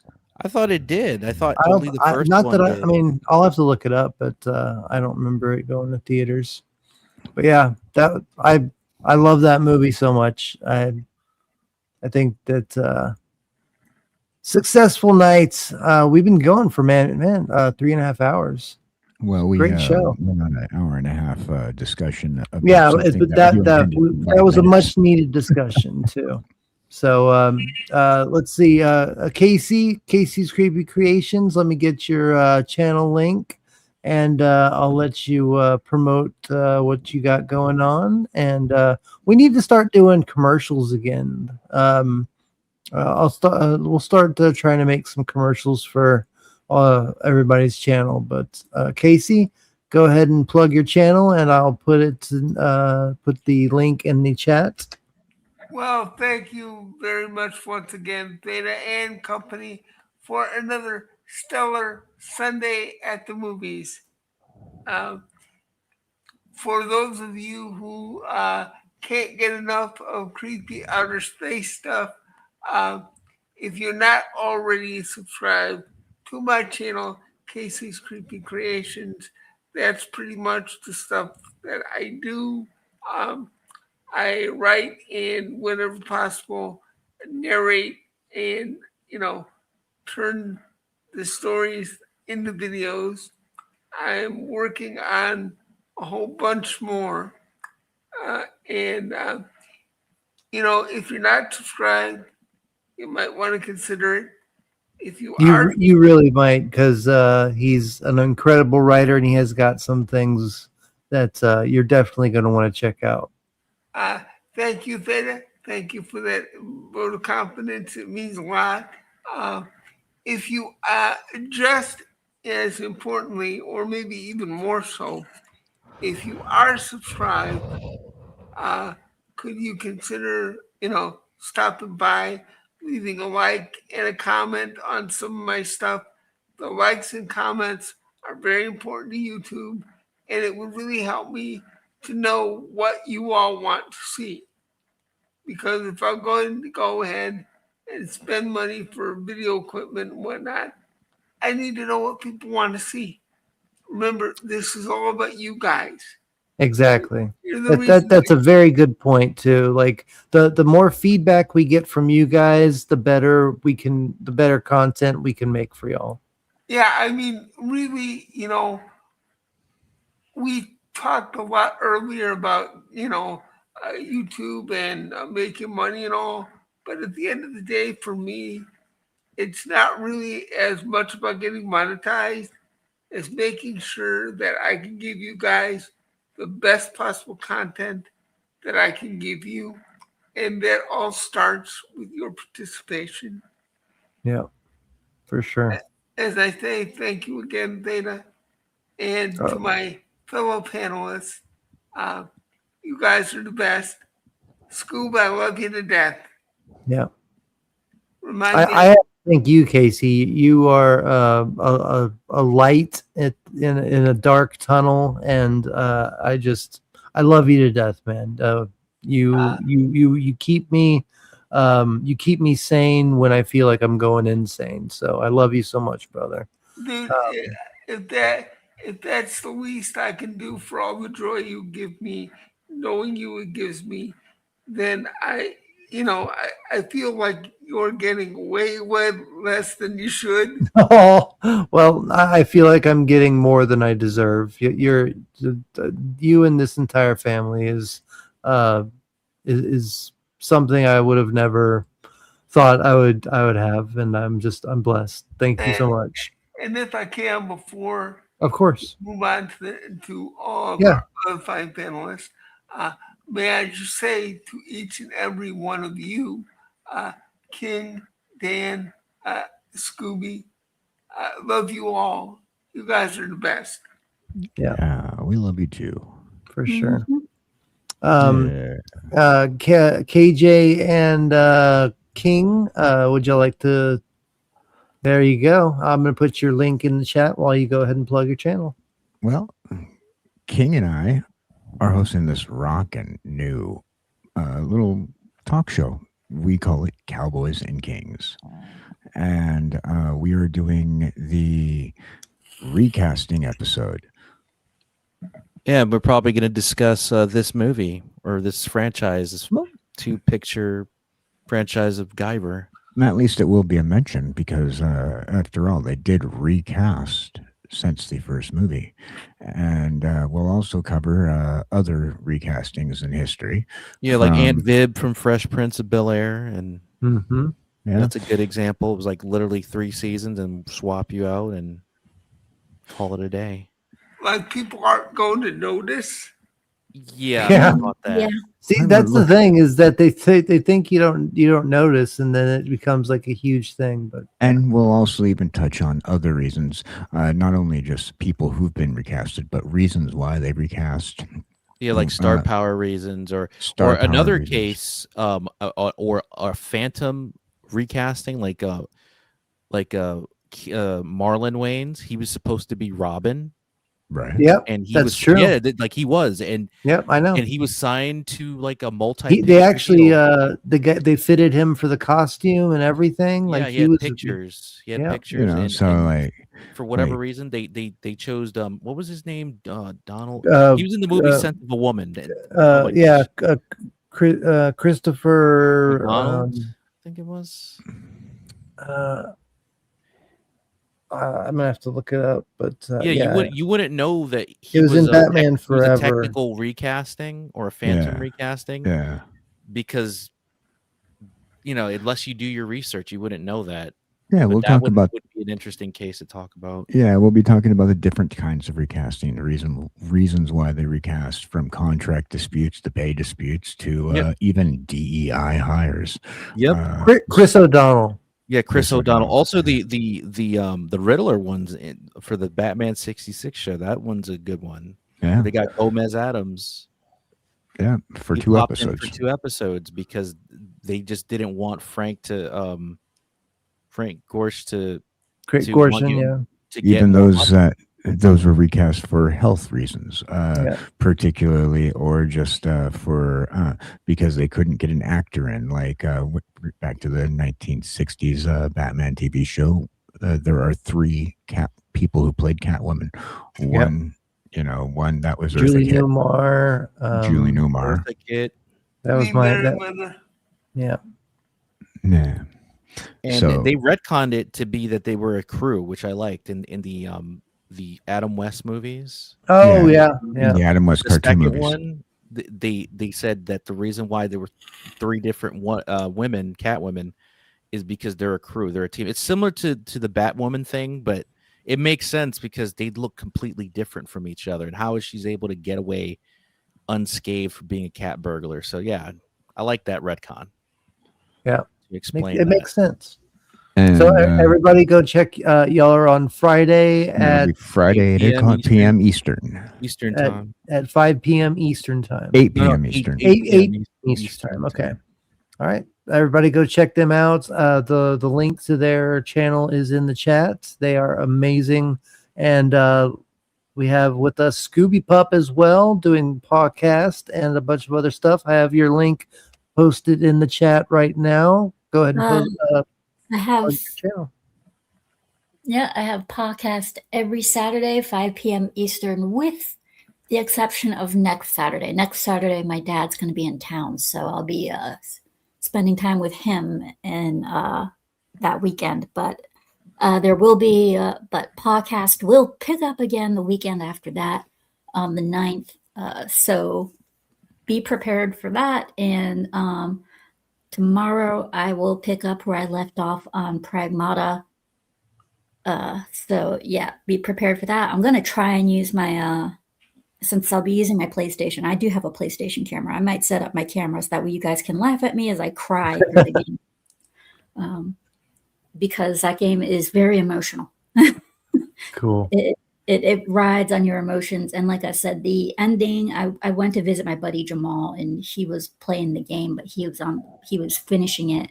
And I came in right when he was ending, and I was like bawling for 2 days straight. Oh no, it's one of those endings. Oh wow. I had the hardest time sleeping for 2 nights because, well, the little girl in there, she's like a fucking clone. Oh, that's right. I have seen clips of that. That's the game you're talking about? Okay, yeah. The little girl in there is a fucking clone of Diana. Yeah, Diana. I've seen that scene. That is such a adorable scene when she's like pointing, you, me, Diana. Yeah, like, that was Diana, so adorable. Diana.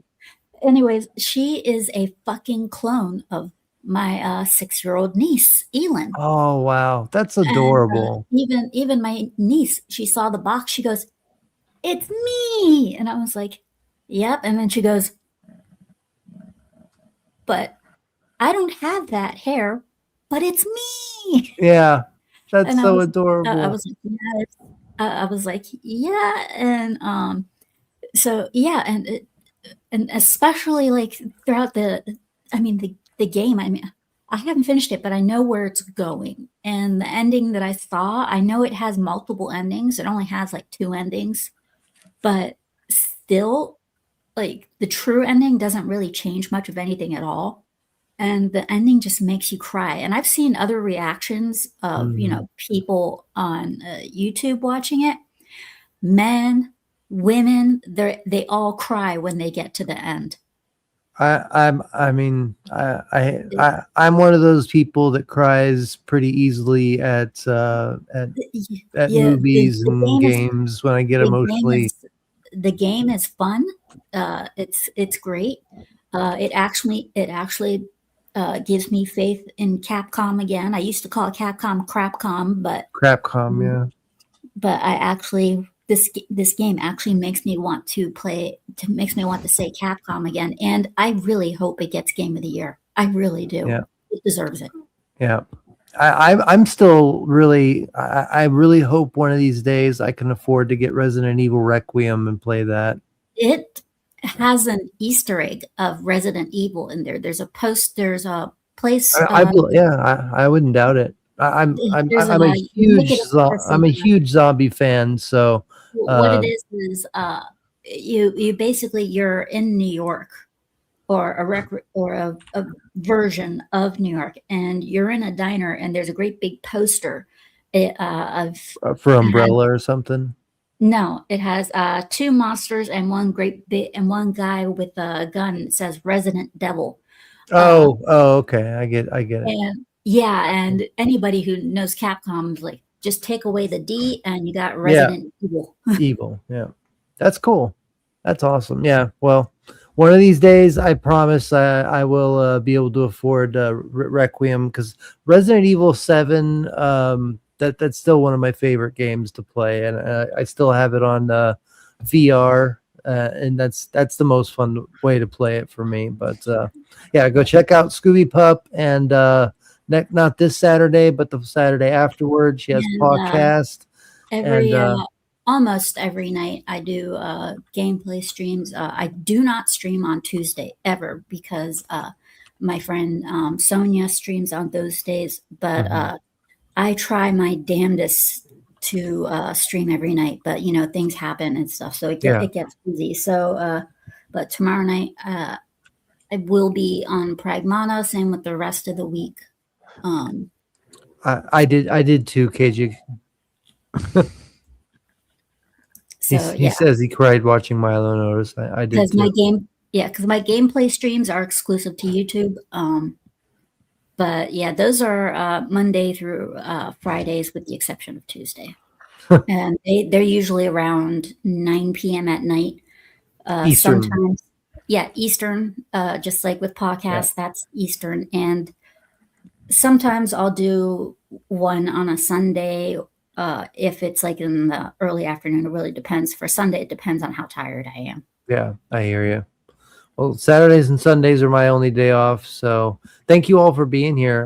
For me, my channel that you're watching, if you're not subscribed and want to be, you know how to do it. My boy Syndicate Void just dropped you a subscribe. Hit the like. I think that, yes. My boy Syndicate Void dropped you a subscribe. Yes. I think Syndicate Void subscribed to Scooby. So we'll get those subscriptions up for everybody. For me, this is my my streaming channel that I'm doing right now, because it's monetized. But I am trying to get my new channel, Nerd Archaeology, monetized. So I need to get 500 subscribers on that channel. So go ahead and follow me on there. Right now, I'm still streaming Saturdays, Sundays. We just had Loki, Stone Cold Loki, on yesterday morning talking about Transformers. That could have gone on for so long. I mean, I could have talked Transformers with him all day long, but I know he has a really busy, he has a busy schedule with his family and everything, and he doesn't really stream on Saturdays. So I thank him. Thank you so much, if you are watching this, Stone Cold Loki, for dropping in and doing that for me. That was an amazing stream, and I won't ever forget it. I hope to have you back sometime. Other than that, I do gaming streams, and not gaming streams in the sense of video games on Saturdays, but we do we have like trivia streams. I have a video, like a game I'm trying to put together about the Mandela effect. And then we just had a Whose Line Is It Anyway stream last night, thanks to KJ Cowboy Dan. And then on Sundays, we do Cosmic Theta Theatre, where we watch movies like this and just have fun talking about them. If we enjoy the movie, we just sit back and watch the movie and talk about it. If it's a movie we make fun of, then we roast it and burn it to hell. But that's what I'm here for. One of these days we're gonna watch Samurai Cop. That's got to be one that Casey needs to watch one of these days. But if y'all wouldn't mind going and liking and subscribing, to Nerd Archaeology. I do have 2 videos on there, and I'm going to start posting some regular content on there weekly, several times a week, even if it's just easy reactionary videos to Marvel trailers or Star Wars AI videos, stuff like that.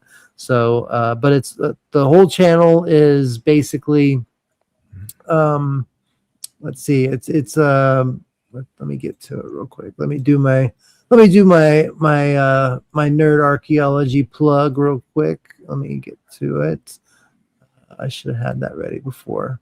My bad, everybody. Hold on just 1 second. Okay, here we go. All right. If you like to explore hidden lore, philosophy, and connective tissue that classic retro films, TV shows, animation, comics, and literature provide, Nerd Archaeology breaks down the ambiguous endings, unresolved plot threads, and bold cross-franchise theories using on-screen evidence, science, and storytelling craft with just a little cinematic magic along the way. So subscribe if you want to think deeper and rediscover what gave stories soul and learn how great storytelling is actually built. Go and subscribe, leave a like, share, and on this stream, once this is published and you can actually leave a comment, please leave a comment on this stream. It helps the channel out more than you know, and I would appreciate it greatly. And do it for everybody that you like watching. As soon as their streams are over, it helps their channel grow more than you understand if you go and leave a comment within the first 2 hours that the video is published live. So thank you so much, everybody, for being here. I hope you had a great time. Go and get your out of control Guyver units in control. And I hope you have a great rest of your night. Thank you, everybody, for being on the panel tonight. Y'all were amazing as usual. And I love y'all. Thank y'all for being here. May the power protect you. And thank you, everybody, for being a member. If y'all want to become a member, you know how to do it. These are all the members that we have right now. And I appreciate you so much. We're going to play this outro, and I want to thank KJ. I want to thank, I do want to thank KJ Cowboy Dan as well, as well as Casey and everybody on the panel. But I want to thank Orphan Zane for the $5 super chat that was sent, and I want to thank Sig Valdison for the $5 mega chat that was sent earlier today for this stream. That every little bit helps keep the channel alive. This has been a slow month, but we'll get by. And as long as you keep coming back and liking the the content, I'll keep pushing it out. So thank you so much for being here. I love y'all so much. You can also find me over on Rumble for Scoop Cups podcast. So true. Go ahead and subscribe over there on Rumble as well, please. Yeah, and that goes for me too. I think we all have a Rumble channel as well. So just on my I don't have a Nerd Archaeology one, but Theta of the Grid. If you go and search for Theta of the Grid on Rumble, I do have a channel over there. So thank you, everybody that was over there on the Rumble side today. Sig Valdison, Furious Dan rated the stream earlier. We had it was Sig Valdison was the one over there today. And if we get $15 more raised on the Rumble side, I'll be able to have a $50 bonus at the end of the next month. So that'd be cool. But everybody, thank you very much, and I appreciate everybody's support watching this show and enjoying the show and supporting with super chats, mega chats, gifted memberships, becoming members. And here's all the members that I want to thank. I love you all. Have a great night.